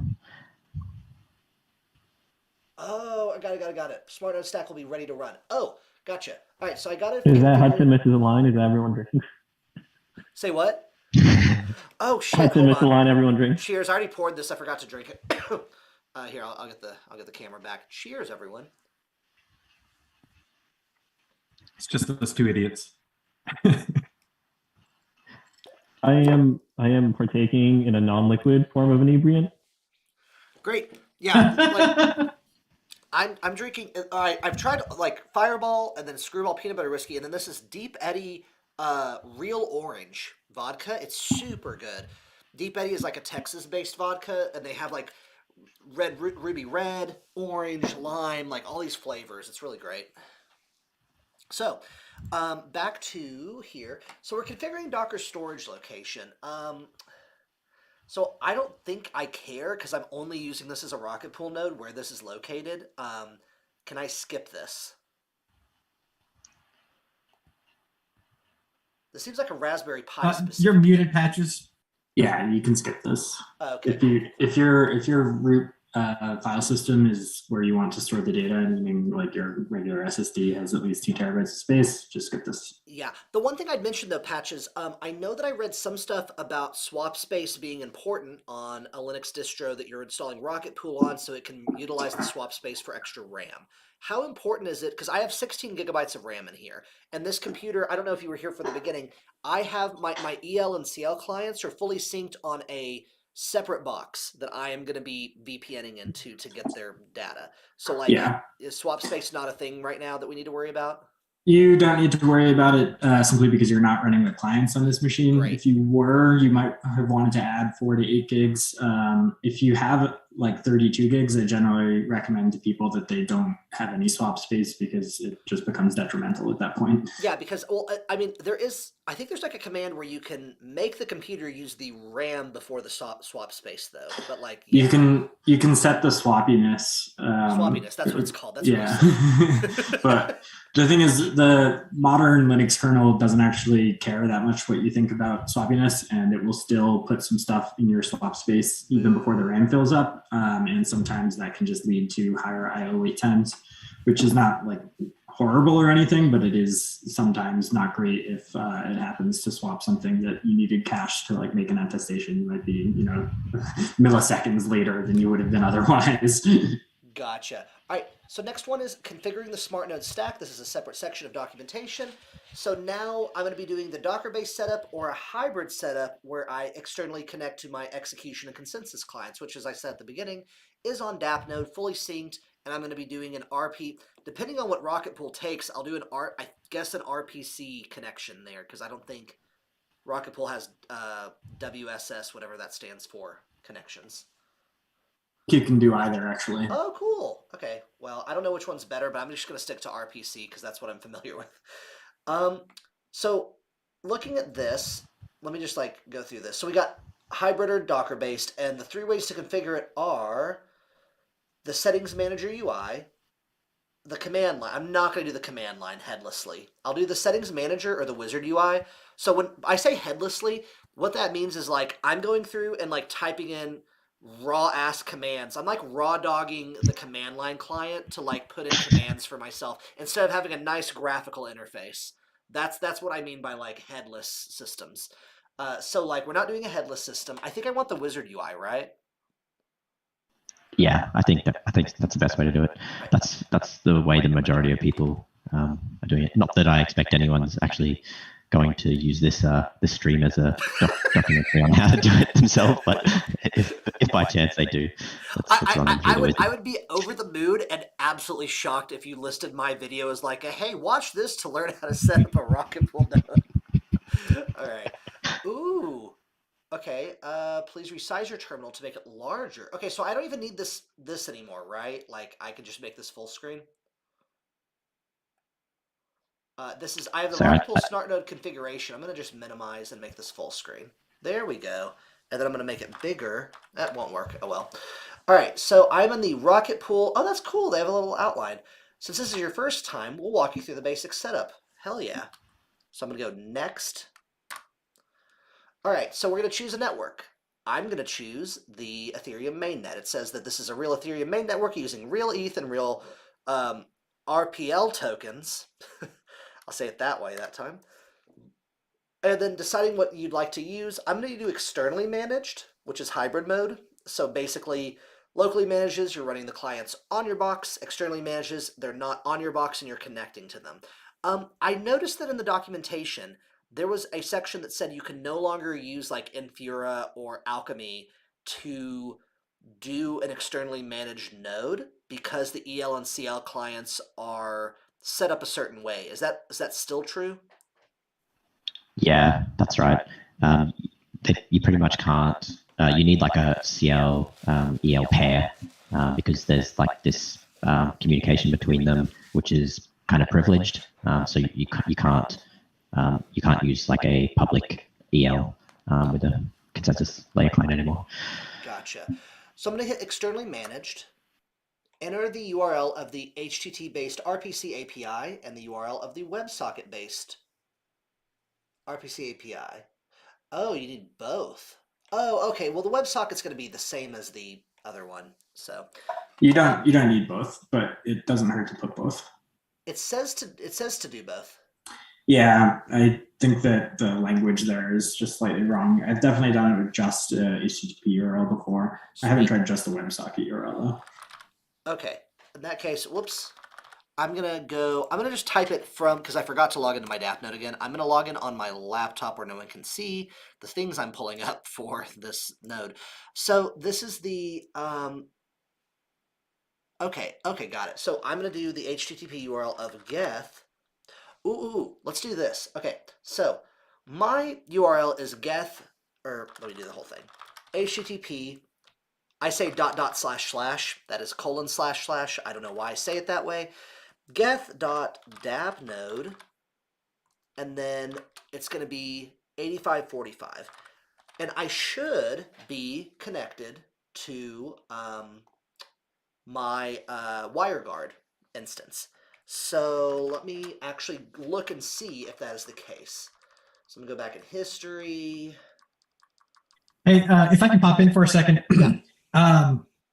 We do have the POAP. We do have the POAP checkout set up. It is about $3 to claim the POAP.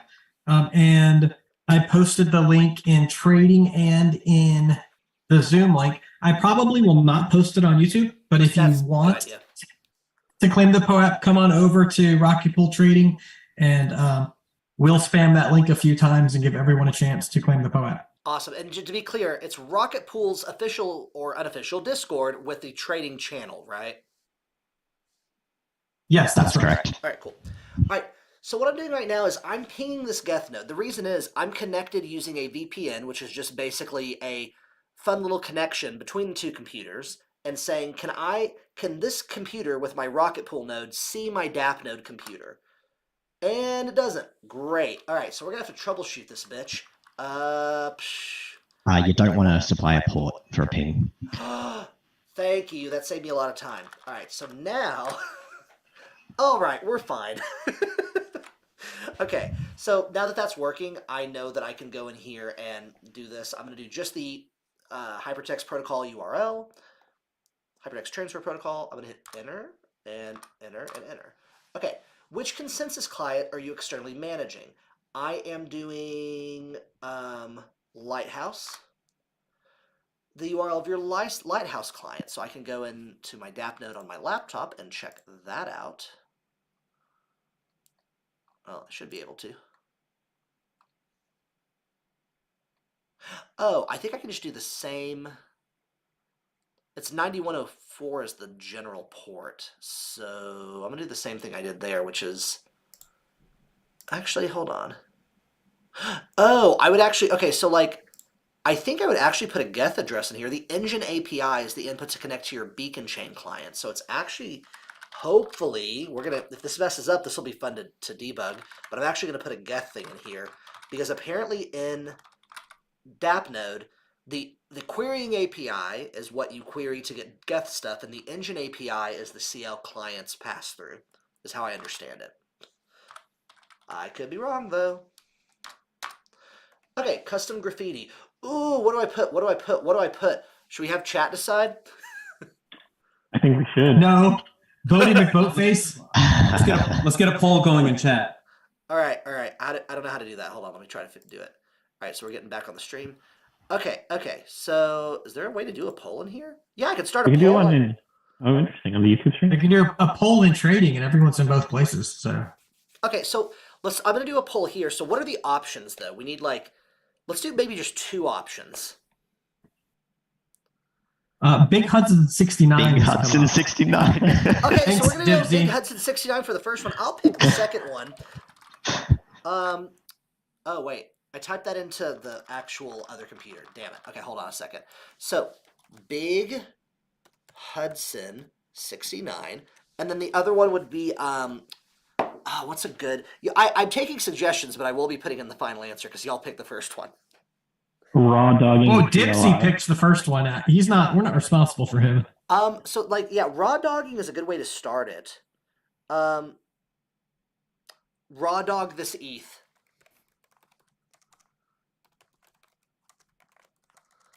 Yeah. We give that a B-. Raw dogging decentralization. Yeah, raw dogging decentralization. I'll do that one instead. I think it's too long, isn't it? Is that too long? The character limit is 16, so probably. And we also prefix the graffiti with RP, and then your the client that you're running. So the RP dash is part of the 16 characters? Yeah. Oh, it doesn't tell you that. Let's see.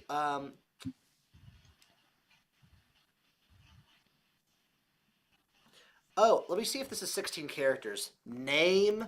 No. Okay, so the 16 characters is separate from that. So that's already taking into account. Okay, name your kid Gunt. Is that a thing that I can put? Heath is I'm money. going to go ahead and recommend against that. Wait, the use of that for graffiti or for an actual child's name? Graffiti. Okay. Okay. No, for graffiti, it's fine. I'm sorry. I thought you would be naming your child Gun, and then that's a totally different ballpark. Okay. Oh my god. Okay. Yeah. No. So it'd be like. Oh man. I could put something like really bad in there, but like I don't really want to do that to the RocketPool community. Like just put a bunch of curse words or something is more what I mean, not like anything like. Can we use emojis, or is it ASCII only? We sort of felt like it would be good to have you on board with RocketPool. Ooh. Okay. Got it. All right, so I'm doing the second one. Y'all are going to see on YouTube what it is, and I'll reveal it.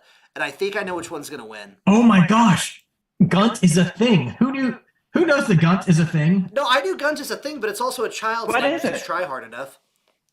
What? It's a protruding sack of fat which extends from the lower abdomen to the upper waist area. Yep. Yeah, read It's the whole that thing thing. now. I've got one right. Like I just didn't know it had a name. All right, so there's two options in the poll. One is Big Hudson 69. The other is Run Lido. All right, I gotta shoot. I think who is picking the Run Lido? Why is it Jesus. 50-50? This is ridiculous. Okay, great. Big Hudson 69 is the one that's in there. If you wanted to troll the RocketPool community, you could do Ripple, not RPL. Ooh, I might override everything and do that one. I shouldn't have said it. Or just RPL as Ripple. Or RPL means Ripple or something. I might do that later, but I think I'm just going to declare Big Hudson 69 the winner. Okay, let me transition back here. We could be doing this for hours at this rate. Yeah, like I want to kind of speed things up just a tad, and then we'll have time to chat. So, okay. Big Hudson 69. That was decided. It's there. Okay. Your client supports doppelganger protection. This feature can prevent your mini pools from being slashed if you accidentally run your validator keys on multiple machines. If enabled, whenever your validator client restarts, it'll intentionally miss 1 or 2, 3 applications.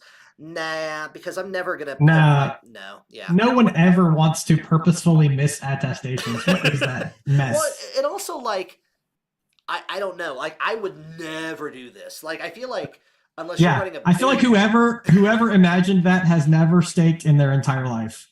Well, I mean, you shouldn't like shit on RocketPool, CLI devs that hard. I mean, I'm guessing this was a thing that was needed for certain people. Yeah, I don't know. It seems doppelganger detection in general just seems like just a dumb idea. That's all. So this is the fallback. If you're ever plan. in a situation where you could have your same keys running on multiple validators, like you're already in like a really precarious position that you need to be questioning how you got here. Yes. That's gonna get removed as cruft soon. I know it. Yeah. Like So- it's just waiting. Thanks for nothing, Joe. I know. Hey, Joe did a lot for this, I'm guessing.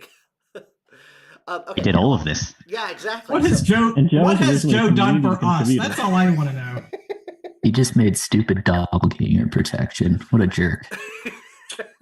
Come on, Joe. So anyways, fallback clients, I don't have those yet. I'm going to pick no. In the future, if I add them, do I go through the setup again and it just adds it? So what you're doing now is going through the wizard setup, which is just setting up all the settings for you. After you've done this, you can go in and change the settings again, but it's a slightly different UI. It doesn't like walk you through it. So all these settings are changeable at a later point in time, just through the regular config manager. Gotcha. Okay, so this next one is metrics. I want to say yes, but I don't want to do shit. Like, I don't want to configure anything. Would I have to, like, configure or install anything to do this metrics stuff?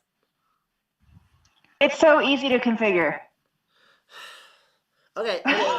Just if you just say yes and then ignore it, you can configure it later or not configure it. All right. So MEV boost mode. I use the defaults without ever changing any of the like specifics because the plain dashboard is enough for me. Well, no, I just want a plain dashboard too. I was just more meaning like I tried to like literally install Nethermind install a Nethermind binary on my Linux and then try to do Grafana and Prometheus, and I just killed my computer. Like, oh no, this is nothing like that. This is super simple. Promise. Yeah, it's like 2 clicks. So I'm going to say capture profits, MEV boost. Do I do externally managed, which is use an existing client that you manage on your own, or locally managed? I don't believe I use an existing MEV boost client, so I'm going to do locally managed. Even if I do have an external one on DAppNode I can use, I want to do a separate one to do the smoothing. So I'm going to do locally, right? So this is a little counterintuitive, but because you're going to have your beacon node externally managed, setting this to locally managed will run MEV boost, but you'll actually have to log into your DAppNode machine and reconfigure your beacon node to point at the smart node MEV boost container for it to do anything. That's fucked up. Okay, yeah, like I'm not going to do that. Let me go to my MEV boost and see if there's like settings that I can like connect to it real quick, because like I assume there are. Oh yeah. There's a querying API. Is that what I need? I think that's all I need. Either way, we'll figure it out. But let's go external then. Is that your recommendation? I would say external will be easier. Yeah. Great. Okay. So, do I want to review the settings? Nope. Go hard and fast in the paint. There we go.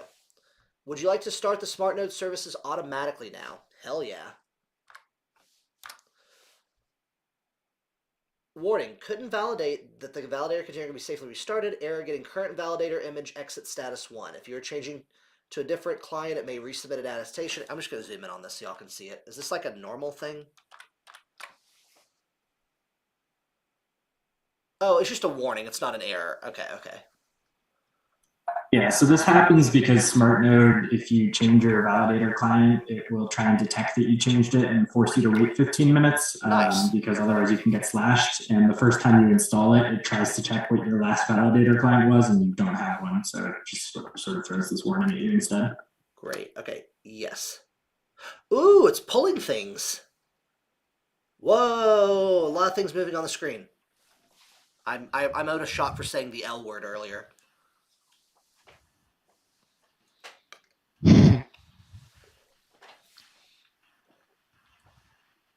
So as you can see, the smart node does try and put in like safety rails wherever possible to try and prevent you from doing something that can result in you getting slashing. So it's just another sort of layer of safety for you. Like if you're switching clients, like Pat has just said, it'll try and prevent you from doing so for 15 minutes.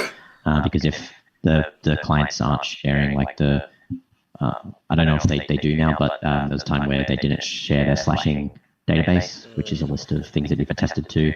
So if you change clients, you could get in a situation where the new client tries to attest to something different, and then that's how you can get slashed. So the 15-minute wait is like a absolute like upper limit of what they could have attested to. So it's just like a super safe. Has there safety ever been a RocketPool slashing? I want to say that I recall one, but that might be a mistake. There have been at least 2 that I can recall. Oh, That's okay. low. That's really low. Interesting. And every single RocketPool slashing, I'm pretty confident, was a case of having validator keys on 2 machines also. That's every case of slashing. I've on the never seen a entire case of network. slashing that wasn't that. In fact, it's been so long That's since all we I have. looked at slashing rules that like I don't know what else could even So- slash. Walk Attack almost got slashed once without having his keys on separate machines, and it was because he switched clients and SmartNode told him to wait for 15 minutes, and then he thought he didn't need to and overrode it. Oh, got it. Because the network was still seeing he was on the old client. Right. Oh, and one of them was a Prism. A Prism user got slashed. I think he ended up running 2 instances. That might have been a different. Oh, a yeah, different. probably running 2 instances in the background of the same client before they had good separations for that in Prism. Yeah. Can someone explain to me why running why changing clients comes with that risk? Because can't the network not even see what client you're using? Why does it matter? Care. It's submitting 2 different attestations, and you can't submit 2 conflicting attestations. You only get one one claim of your view of the network. So, yeah. And every client keeps a list of what they've attested to. So it doesn't do it again if you restart it or whatever. But if you swap clients, one client might not know whether it's attested to something because you're using a different client with a different slashing database. So it might try and reattest, not knowing that it shouldn't. And then the two attestations. So there's like an attestation on a Prism client, and then it attests to attestation, it attests it, whatever, like 10 seconds after it's supposed to, and then you sign off, and then you come back online, and you have a different client, and the client's like, oh, there's an attestation to do, and then it does it, and then it's double, right? That's right. Yeah. Exactly. Got it. Okay, and the block, not the block times, the epochs are like how long? 13 minutes. 6.4 minutes for an epoch. No, that's hold on. Yeah, that's correct. Yeah, it's 6.4. Yeah, I was like, wait, it's been a minute since we've done a. So 15 minutes is enough that anything that you've attested to on the previous client should be finalized. So you're not going to attest to anything. 32 12-second slots is one epoch. Yes. And you want to wait for 2 epochs to pass, which is 13.8 minutes, which is essentially 15 minutes. So one of the things is, one thing I was going to recommend. So I know there's a lot of safety rails for this kind of stuff, but the combination in the documentation of big warnings about uptime and then some of these safety rails, I feel like give the wrong message. And you want to be extra safe and extra conservative, but some of the wording could probably be a little bit better. And I could even maybe just do some PRs on the documentation myself, since I'm just kind of shitting on it right now. And it's a great documentation and also a great CLI.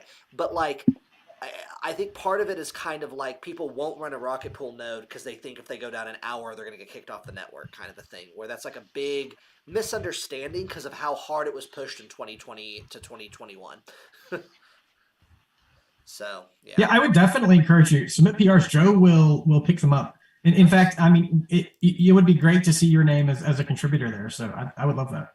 Cool. So yeah, what we've done now is it finished everything a second ago. We have all kinds of shit here. Wait, oh, there we go. Okay, so it's running all the RocketPool stuff now. However, I ain't getting no Skrilla.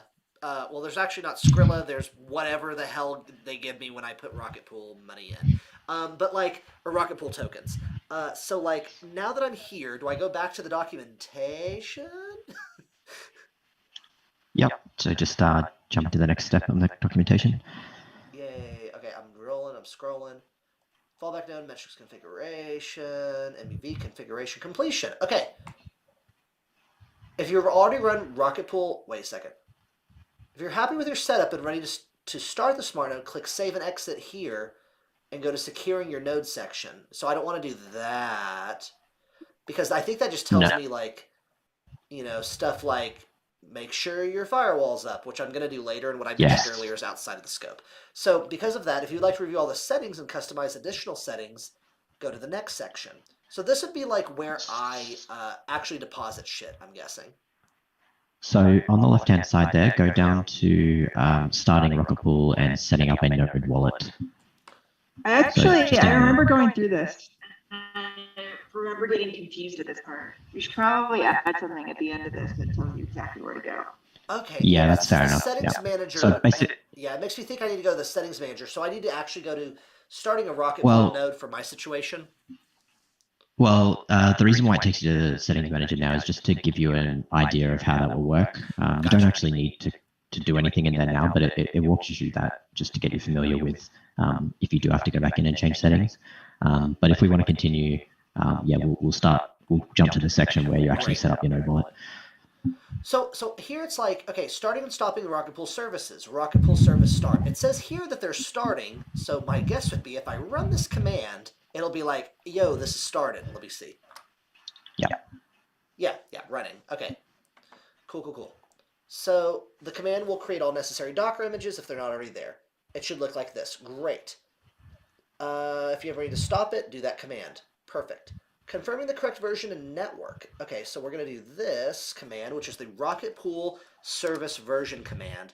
I'm on RocketPool client and service version 1.7.3, and stuff is externally managed. That's great.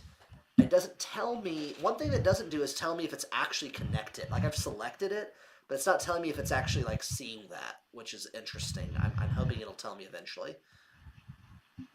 Yeah, when you try and create a wallet, it'll try and do some queries to your execution layer client, and you'll know then if it's not connecting.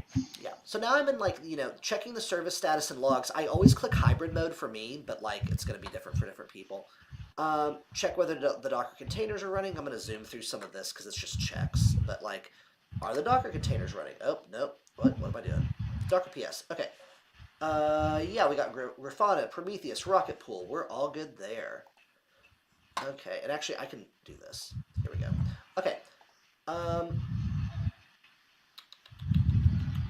Setting up a wallet. Here we go. Here we go. All right, we're gonna wallet in it. Wallet in it. We need someone British on here. Is anyone in Britain?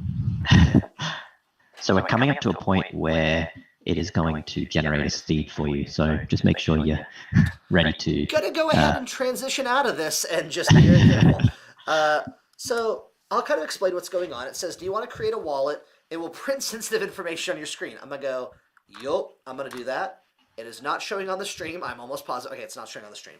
Please enter a password to secure your wallet with. I'll do this.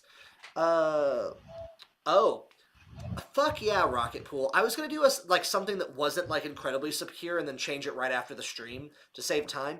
But there's actually something on here. I can actually display this. It says it needs to be at least 12 characters long. Hell yeah. So good on y'all for that.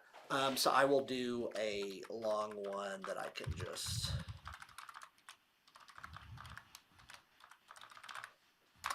All right, confirm the password. This is going to be a while for this. Oh, I messed up. I have to go back. Okay, try it again.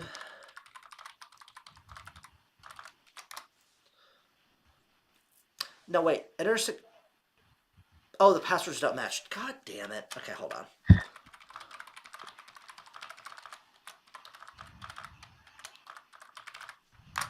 All right, let me try this again.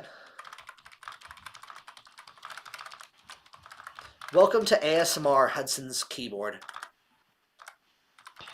So be careful because when we get to the point where you retype your seed in, people will be able to work out from your key presses how many letters each word in your C is, and then they might be able to get some side channel information and recover your seed. That's true. I did a very, very long password just now, so I think I'm probably okay. Oh, that's fine. I'm more concerned at the next point when you get to your seed entry. Oh, the seed. Yes. Okay. Okay, so the password you just entered doesn't give a whole lot of control over anything. Yeah, I agree. So now it's made a mnemonic phrase, right, to recover the wallet.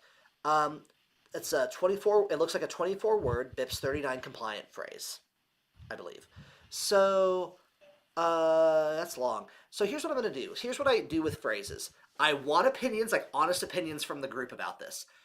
I have a password manager where if I am not holding more than 10% of my cryptocurrency assets, phrases will go in there. So like my mobile wallet with like chump change, or like a RocketPool node with however much I'm putting in. That's where this is going to be initially. And then I would move it to a more secure place if more money gets into that. What's everyone's opinion on how to store a phrase like this, or if I'm doing it right? I love that a RocketPool mini pool is chump change. Well, no. It depends because like I don't know how much. I don't know if I need how much ETH I'm having to put in yet. Like, is that not chump change to like put in like anything less than 10,000 ETH is really chump change? I mean, it's dust. Well, no. Like how much? So RocketPool's worth what? Like $32 right now. I don't know if I'm having to put in one RocketPool or like 1,000 RocketPool. You know what I'm saying? It's like 100. 100 is safe for one mini pool. I think it's going to be more like 78 or something. But okay, never mind. I'm gonna get a piece of paper and write this down. I didn't. I knew it would be a some amount. I didn't know if this would be like a lower level or higher because it's that. I'm gonna write it down. Yeah, it also will receive the 16 ETH prior to being deposited into the validator. So there is a period of time where it does hold that ETH. So it is only a short period of time, so it doesn't stay in there forever. Like I was explaining before with the withdrawal address, that will be your cold wallet. But just Yeah, sorry, go ahead. Oh, so I was just going to say, yeah. So there'll just be 16 ETH plus about 1.6 ETH worth of RPL in there at one point in time. So it's probably worthwhile keeping it offline. So basically, I'm going to have a piece of paper. I write the seed phrase down. I put it in a very unique capsule that I swallow and that remains in my colon due to how I've configured it. So the way we use that seed is there's two things it's used for. The first one is to generate your node address, which is the execution layer address that will become your registered node address. And we also use it as the seed to generate your validator keys. So if you ever need to recover your validators, you will need to have that seed. So two things. One, I wish that like the documentation had a link you could copy and paste to like read through the considerations for this, because at this point, if I'm making a mini pool, there's an assumption that I've looked up the amount, but also like I did this to like be the like to kind of emulate the person who like just wants to run a mini pool and is thinking it's like installing Microsoft Word. So like having a page that like explains like this is what you would be putting down and this is why it needs to be secure, and here are either external or internal recommendations for securing it would be great. Like, I kind of know how to secure keys, but for others, I think it'd be better. Also, I don't know where a fucking pen and paper are, so I'll be right back.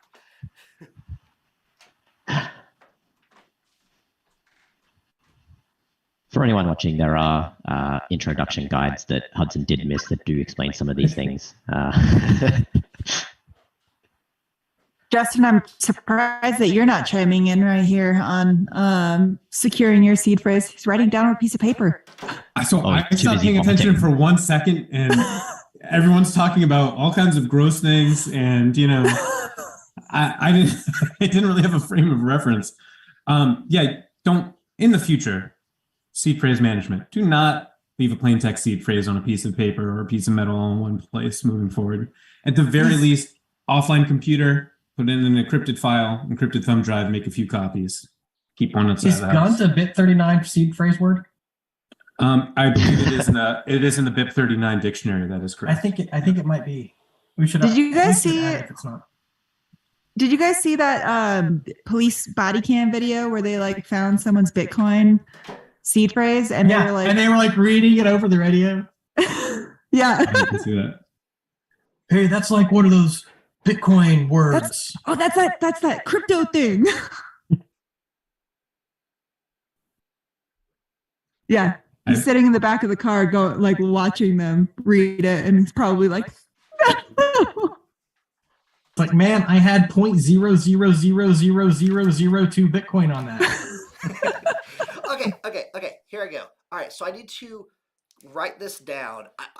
I swear, if someone tells me that my wrist strokes from writing the words can be like backwards, like tracked through the stream, I swear to God. No one will tell you. There'll be a paper published in a week. And it'll be like, it'll reference this. It'll be like, at minute 1 hour, 47 minutes, observe, and it'll be a great academic paper. An anime 1 hour, 47 minutes. I'm getting the reflection off his eyeballs. No. Okay, no. Zoom, enhance. If someone comes to my house, which is funny because that's real now. If someone comes to my house to try to like steal my cryptos from my things, even though it'd be very difficult the way I have it set up off-site, I would say that we have 3 cats and 9 chickens that would just rock your shit. They would go ape shit on your house. And just so many guns. So many guns. So that's actually everyone around me. I don't have any guns, but like no, all my neighbors and my friends. Hudson, come on. No, I don't have any guns. Or do This is America, sir. We know. No guns. All right, so I'm 47 guns per person. Come on. Oh my God. So wait, you have to enter the. Okay, so here's what I'm gonna do. I'm going to mute. And y'all do banter while I write this down and verify it. You mute, and we'll guess the word that you're writing. Okay, great. All right. I'm also Hudson, it's not. I was just going through seed phrase management, and you shouldn't write it down in one place. So what I think you should do on the stream is do charades for each word, and then we will securely write them down in an encrypted file. Yes, that's secure. Yes. Yeah, safety first. Trust the man who runs a key securing company. Well, I would say that Charades. there's Shamir's sharing secret, where you divide up the phrase into multiple parts and share it with different parties that have to collude to come up with the entire phrase on the event that you die. There's Hudson. Or collaborate. If you die, it's collaborate. If you're alive, it's collude. Collaborate. We could do old school social recovery. You get 24 friends. You give them each one word. You don't tell them who the other participants are, and it takes a long time to get 24 friends, and then it takes for fucking ever. That's the problem. No one on this call has 24 friends. That's fair. No, I was gonna say Hudson's sharing scheme is like, I just like mute the call and tell each one of you a little secret in a whisper about what part of the phrase is, and then y'all just pinky promise me you're not gonna share it. Definitely safe. Yeah. All right. Especially DVT, right? Yes. I'm going to mute and turn off my camera. Once I'm done with this, I will come back. Y'all banter. What do we do now? We banter, I guess. Does any of you remember, like 8 years ago, there was a paper published where I think some researchers discovered that they could point a laser mic at a bag of potato chips next to a laptop and figure out what CPU instructions it was running? What? Please elaborate. Just like based on the vibrations of the plastic bag. Were of the they potato like chips. Lay's or Doritos? Do we know? So you can actually read RF emissions from a hardware wallet. We did demos of this a while back. It's called VanEck phreaking. So you could have someone, if they were a very sophisticated hardware hacker, and like the other side of a wall in a hotel from where you are, and if you enter your seed phrase on like a USB hardware wallet, they could actually intercept that, like if you actually enter the words. So yeah, it's like reading RF emissions. We did demos with that with an unnamed hardware wallet and an oscilloscope, and you can actually pull all that stuff. Not nearly as cool as the potato chip thing, though. I've never seen that. That's insane. So slightly tangential, I saw an article today. I didn't read it. I just saw the headline. You can use wireless transmission receivers like routers to determine the number of people in a room and their seating position, their pose and posture in a room just from a Wi-Fi router. That was pretty cool. I mean, I don't know. It's not a seed phrase, but maybe if your body was contorted in a way to reveal a seed phrase. If you were doing charades with your friends, should help you. You're all spelling out letters in the room. That's an attack vector. Yeah, you can't do that. Don't do that. I like that the second Hudson leaves, there's actually proper conversation about legitimate things going on. Like his absence is just like. I learned something tonight. I learned a new word. I'm like, it is the pinnacle of my week. I'm curious, Justin, have you ever gotten any interesting complaints or your user errors from the wallet? Usually, I mean, none that are too funny in that regard. What I usually hear are insane stories about how people manage their seed phrases before they use safeguards. My all-time favorite, and you guys, I probably repeated the story multiple times, was a guy who wrote down his seed phrase on a piece of paper, laminated it, and then made a gigantic ice block and bought a freezer and put it in his garage and stored it in the center of that. So it's literally, I know, yeah, haha, cold storage. But he really did that. Like he would know if someone got into the ice block, and that was how he had personal certainty. And people just do all these really crazy convoluted things. So I did a ton of crazy things, like 2011 when I was getting started, like just why, like iterated like new and weird and different and more stupid like fun ways to store keys. Because like, is Hudson back?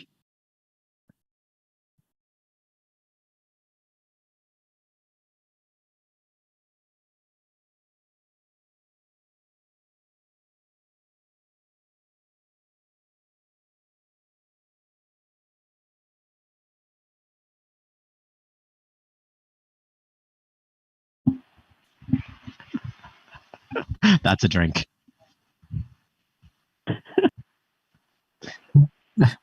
Yes, I vote it counts.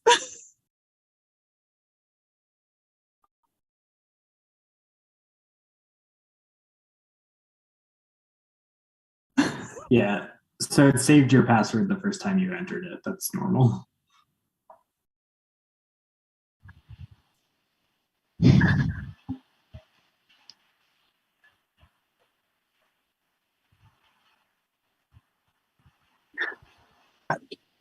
I'll say on seed phrase management, I want to hear what you did that was weird, but like it's the same thing with how people get slashed when we all first started validating. Like it was the people that had these really complicated fail systems, the redundancies, and then they were, doing attestations from 2 servers, and they're the ones that got slashed because they were trying to be more careful. Same thing. Don't roll your own crypto. Don't come up with your own seed phrase storage system. Just follow best practices and sleep well at night. But I want to hear what you did, Mr. Fizz. It wasn't, that crazy. I was, this is before like BIP 39, before you could like have a seed phrase. So everything was private key based. And I would just do things like, I went to Harbor Freight and got like a punch set. And so I would like punch the numbers into, like a piece of steel or something. And then I buried it, like way back in my backyard in a kind of a tin. I don't know why. Like it felt like. I know someone who did it in a park, who buried their seed phrase in a park.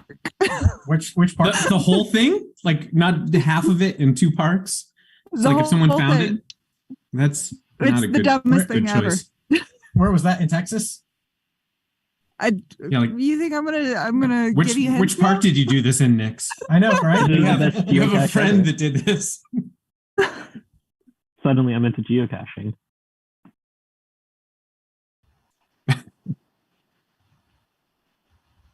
I've missed training for like an hour. Justin, did you see you have a question? I did. That's what I was just going to address. I was so rudely interrupted. But someone asked, is there a guide on best practice seed phrase management? There are a few out there. A lot of people refer to Jameson Lop's one. We should write one up because I don't like some of what he suggests. But yeah, in particular, if you are going to write it down in one place, don't do that. At least divide it and make multiple redundant backups of each. But the most fundamental things are, when possible, avoid storing it in just pure plain text. If you have to use plain text because you want to be using a metal plate or whatever thing that appeals to you, make sure you have that divided up so that no one who can just pop in and see one piece and take a picture. But the most important thing is make more than one backup for each critical account, store one in another spot. And beyond that, I know people are saying on the they're saying I'm going to advocate, yes, do an encrypted one on your Lattice One safeguard, but you can do something similar, less elegant, just with a cheap thumb drive. I use encrypted Excel files from an offline computer on an encrypted thumb drive for additional backups. Now I'm getting away from that, but that's pretty much good enough. Don't do it from an online device. Some other hardware wallet manufacturers will say never type it into a computer. But then they give you a piece of paper to write it down. So I feel like there's mixed messages there. Just if you're going to keep the plain text, keep it encrypted in more than one backup at all times. But yeah, I'll write a guide because I found making me drink too much tonight. So I found through years of this though, there's often a higher risk of losing your own keys than having it stolen.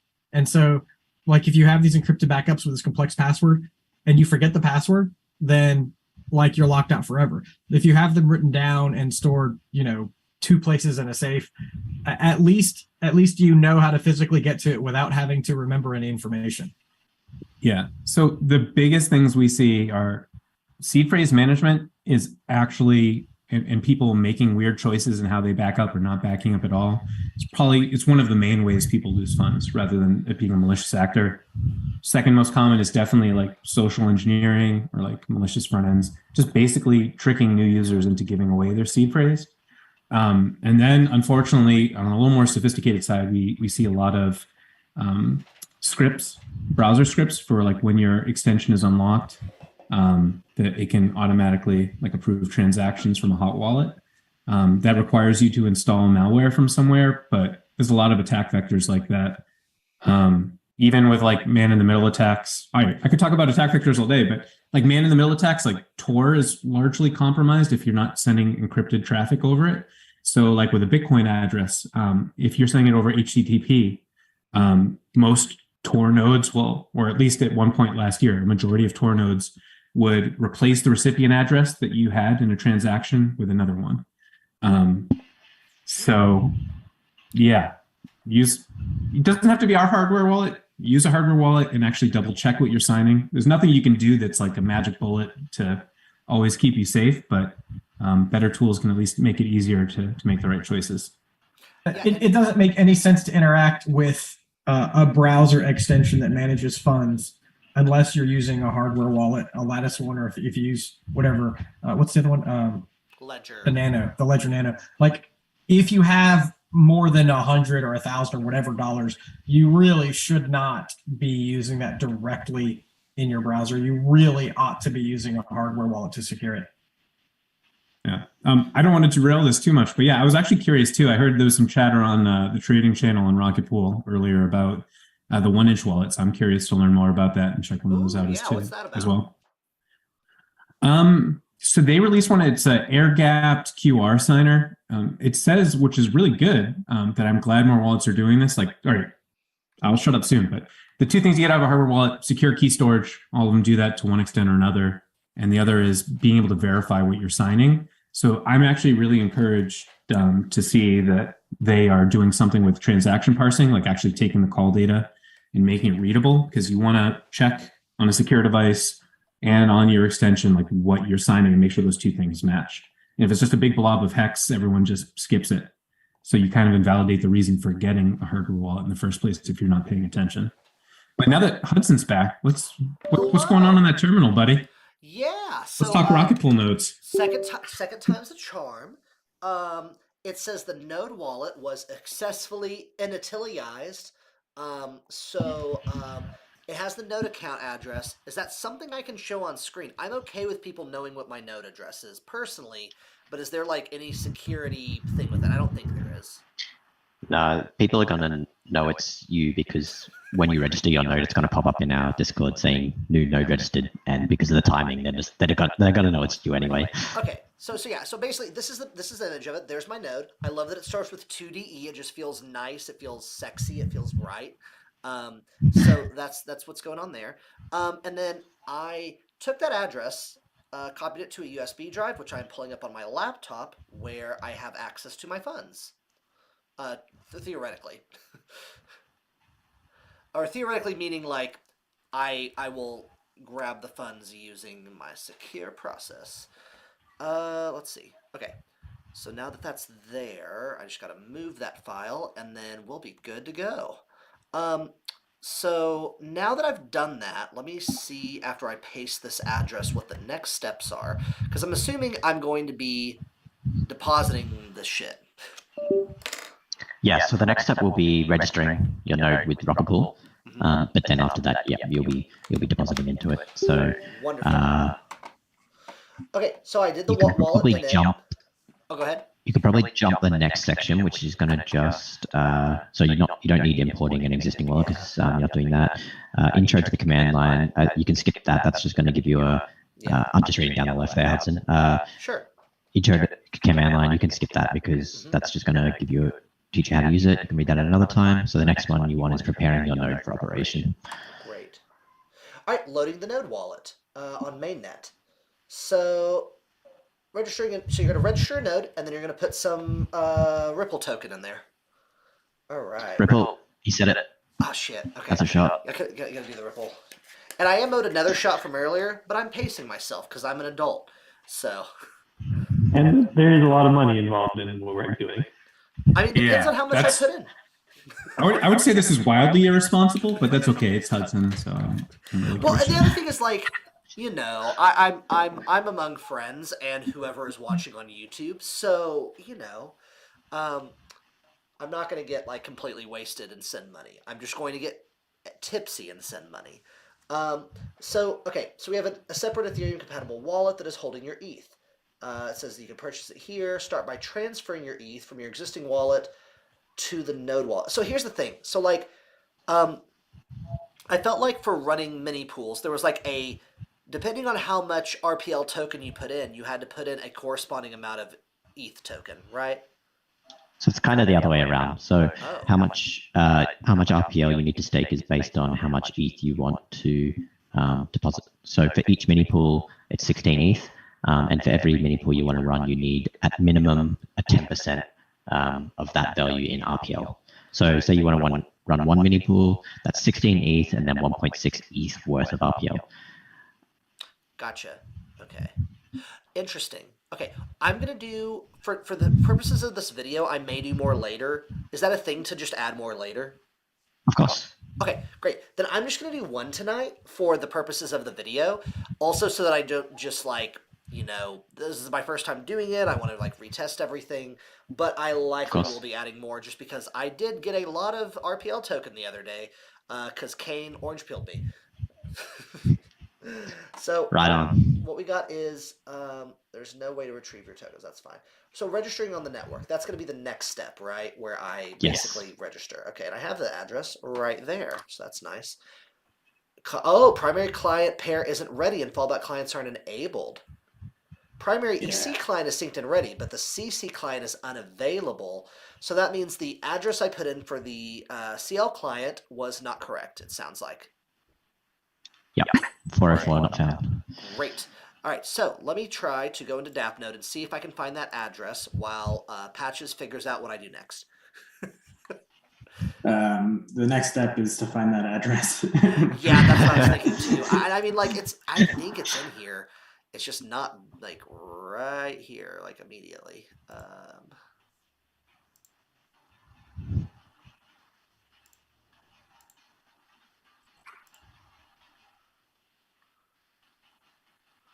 Checkpoint network. Okay, so I have the public port mapping. I may have to do a quick Google search just to find out basically if you're running, or anyone in the chat, sure, look this up for me.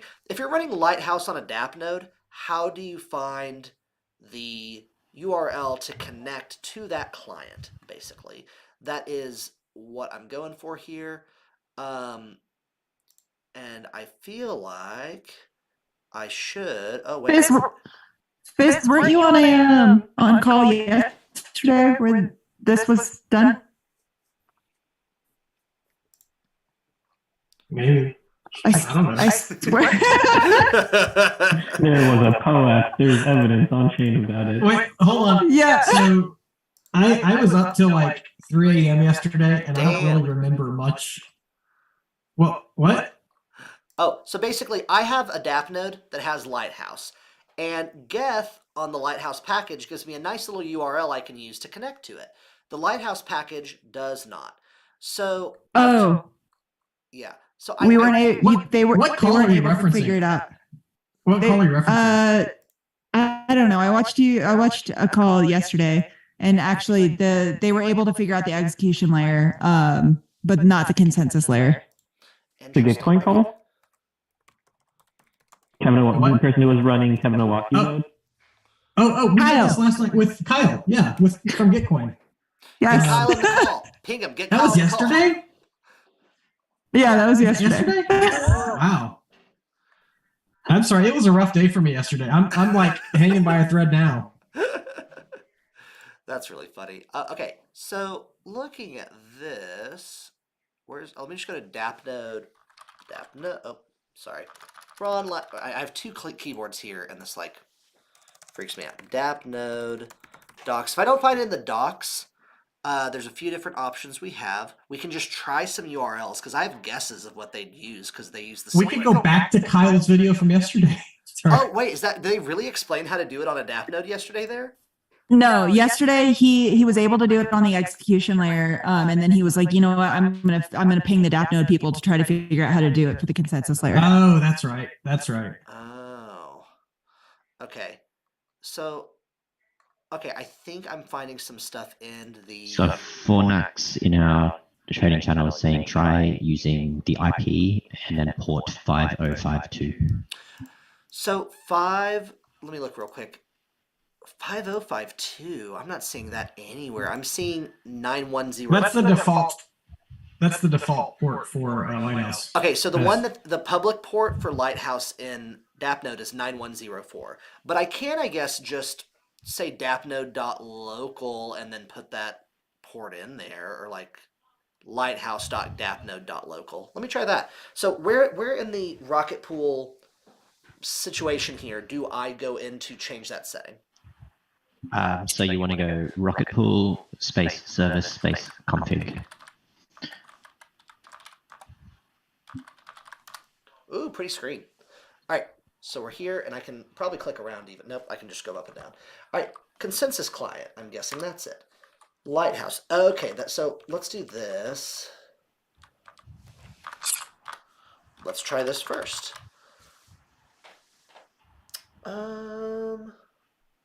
Okay, and then how do I save? Oh, exit my escape. Save changes. Okay. I think I don't know, because there's a delay on YouTube, but I think that didn't work because you have to actually hit enter after you change text boxes on the TUI. Oh, yeah. Okay. Gotcha. Okay. Thanks, Joe. You're right. Okay. Yeah, that's right. Is that a shot? Oh man, probably, but we're gonna put a pin in that for a second.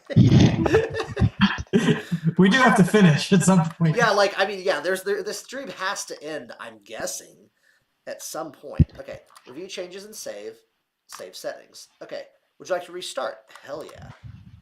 All right, so it's gonna restart. We're just gonna try some. If we can't figure it out, we will try a different night potentially if we really can't figure it out. Or yeah. So RocketPool node register. Okay, so that didn't work. So now let's try, like, now that I've configured a DNS, like the container IP of the Lighthouse node, maybe, for their Docker instance and DAppNode. That'd be like my next guess. I want to repeat something that Nick said. Because you're connecting to an external EL and CL, things end up getting complicated. If you were doing this the vanilla way, then none of this, it would just happen in the background magically. So, gotcha. That makes sense. Okay, so I'm gonna go back. I'm just gonna try this a few times, and then if it doesn't work, we will set another time to finish this because I can literally just put it on pause. Oh, more stuff is happening. Okay, that's nice. Unavailable, sync progress failed. Okay. So last ditch attempt, I'm going to go into the logs of Lighthouse and see if there's like a thing that tells me what to do. Let's see. And while that's happening, I'll transition to the Zoom call of all y'all.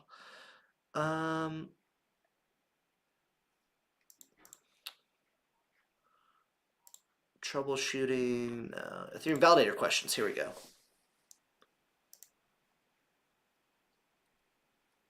Ken said, what about the rescue node until we figure out the DAppNode RPC port? Ooh. Oh, wow, Ken appears. Dipsy. That is an option. Since it is external, you already set up an externally managed mode, a rescue node URL will work. Interesting. Okay, I'm going to try one more time to find this because I feel like it has to be on here somewhere. It's not like they would just not allow Lighthouse to just like not have. So it looks like it's guest.dappnode port 8551, but you tried that, didn't you? I did. Let me go back to make sure I typed it in right.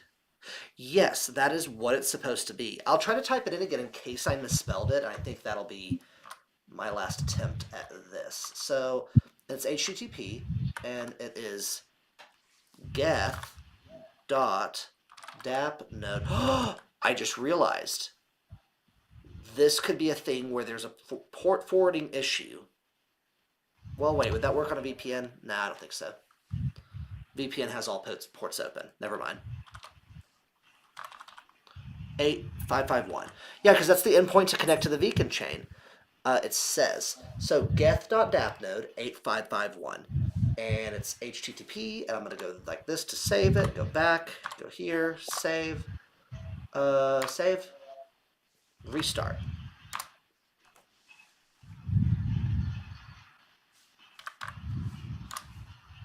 Nope. All right. Well, this will be a thing where I have to troubleshoot with the DAppNode devs. So what is this rescue node business? So this will work for you until you either set up.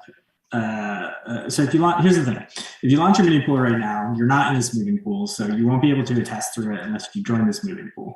However, you can attest through it anyway as long as you are using MEV Boost. So you'd have to either join this moving pool or set up MEV Boost. And the reason for that is that the MEV Boost integration uses a different endpoint than regular attestations do, and that endpoint requires a signature, so we didn't feel the need to restrict it for the rescue node. Gotcha.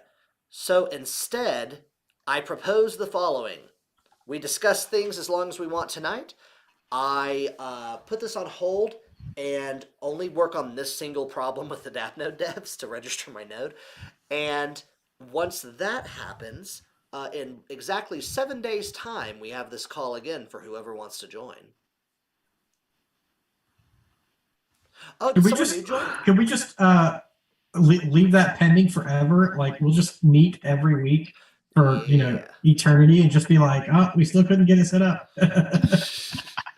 Yeah, I think that would probably look badly on RocketPool if we do that. But maybe if we can blame something different every week. Yeah.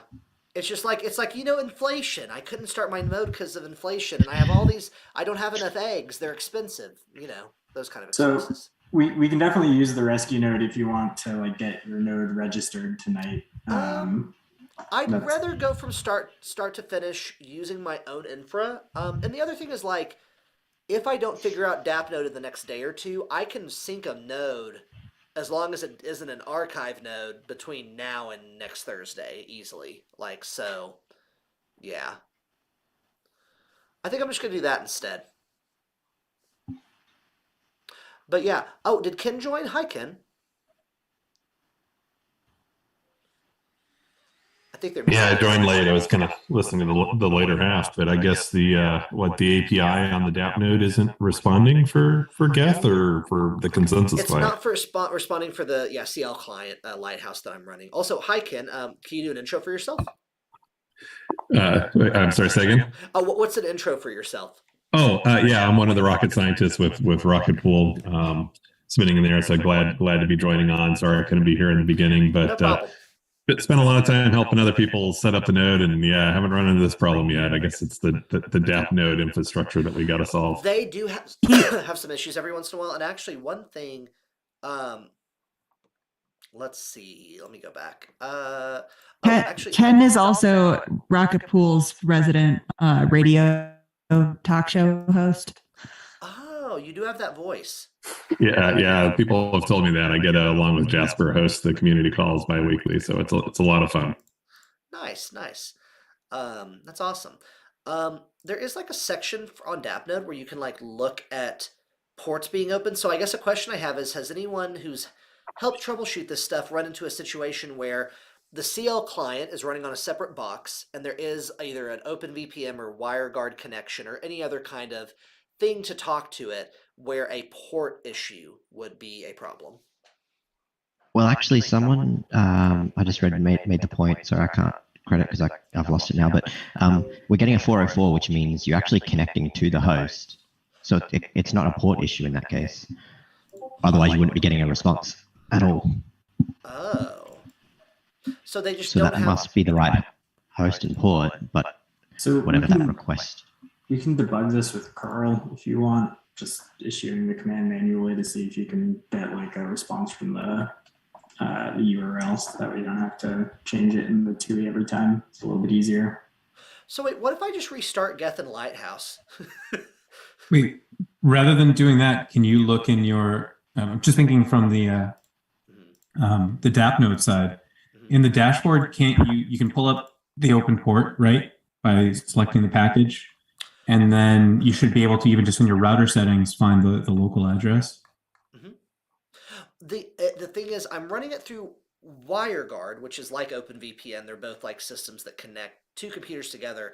So theoretically, there shouldn't be port issues. And the fact that like my RocketPool computer node, like the hardware, because it's on WireGuard, the VPN, is talking to Geth. So like it can definitely see DAP node, it can connect to Geth, that's all cool. It's just that when it tries to connect to Lighthouse, it's getting a 404 with no response body, which means that like it got somewhere, but like it's a 404. So either my URL is incorrect or DAP node is not giving information to the correct URL, is how I read it. I don't know. I'd have to defer. Jasper and but isn't it possible to just run a local consensus client on the same box that you're running RocketPool and only use the execution client on that node? No, they have to be tied together. Yeah, they're tied together. Okay. Yeah. The MEV Boost even has a querying API, so like I can do MEV Boost connections, but Lighthouse just doesn't have it in here. That is so wild. And there's even like other ports. So Hudson, do you see the suggestion in the Zoom chat? Someone from the trading channel is recommending this format. Try using IP 8555. Yeah, I'll give it a shot. Because like that's let's see. I'll give that a try. Let's see. Hudson, have you tried just unplugging your DAP node? That's what I just said. I was going to restart Geth and Lighthouse. I can do it. I haven't. Okay, so let's get back in. I'm gonna like actually switch to the screen. I will need you, whoever just told me that, Justin, to remind me of the port number that someone suggested. But yes, I can do 8551. Okay, great. Don't forget the HTTP:// either. Yes. Okay. So my .dap node maps to the address of it, technically, through DNS. So I'm going to try that first. Wait, does it? Hold on, let me just double check.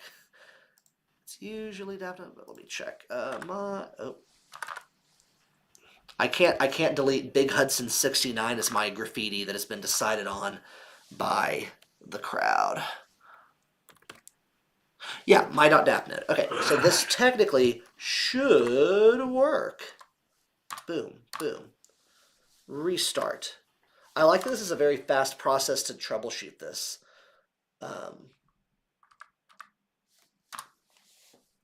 Nope, that is not it. The IP of the... Oh, actually, I guess one thing would be the IP of the Lighthouse node. So, like, that might be the last thing I try here.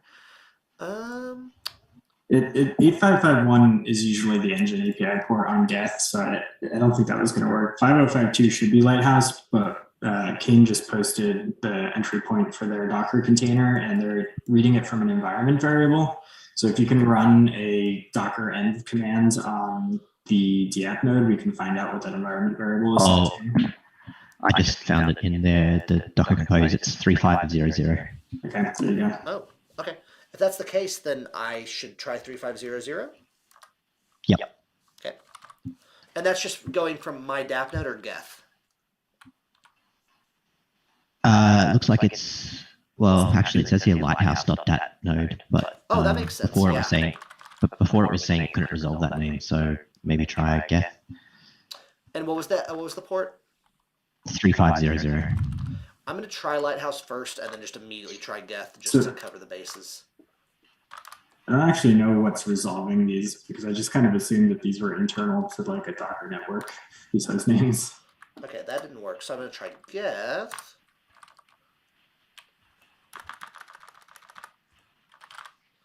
$3500. Okay, got that done. I'm getting really good at exiting out of this configuration quickly, y'all.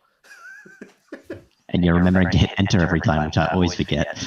There we go. Node register. Nah, I think what I'm gonna do for the sake of the fact that this is late for various people. Yeah. I will. Let's see. Oh, connection refused.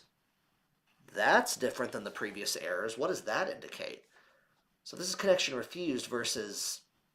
So like this is no address associated with host name, But then up here, could not get node sync status. So that means it connected to this. ETH v1 node syncing. Okay, so that's syncing the ETH1 node. And then yeah, that's an ETH2 URL. It's misleading. Oh. It's version 1 of that API endpoint in the beacon spec. Interesting. Huh. And then this one was could not get for a 404. So this one seems like the closest. Yeah, it just seems like a lighthouse error. But yeah, I'll figure this one out, and then we will do this again in a week is my plan. We'll have a part 2, Electric Boogaloo.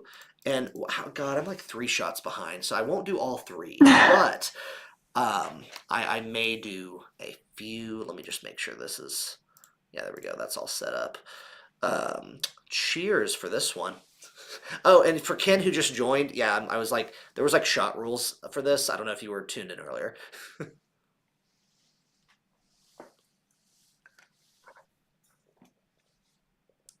Hudson, are you going to be at East Denver? I will. If y'all want to see me at ETH Denver, just like say hi. Unless I look like incredibly busy, but that shouldn't be happening because I try to be chill. Is everyone else coming to ETH Denver? Many of us are. So the whole RocketPool team is going, and there's a lot of the community who are also going. We're actually sponsoring, so we'll have a booth. So come look for us. So I have a question, interestingly enough, because I know the RocketPool team runs very lean. They don't have a lot of employees. And if they're all going to be at ETH Denver, is there a contingency plan for, like, if an awful incident happens all at the same time to RocketPool staff?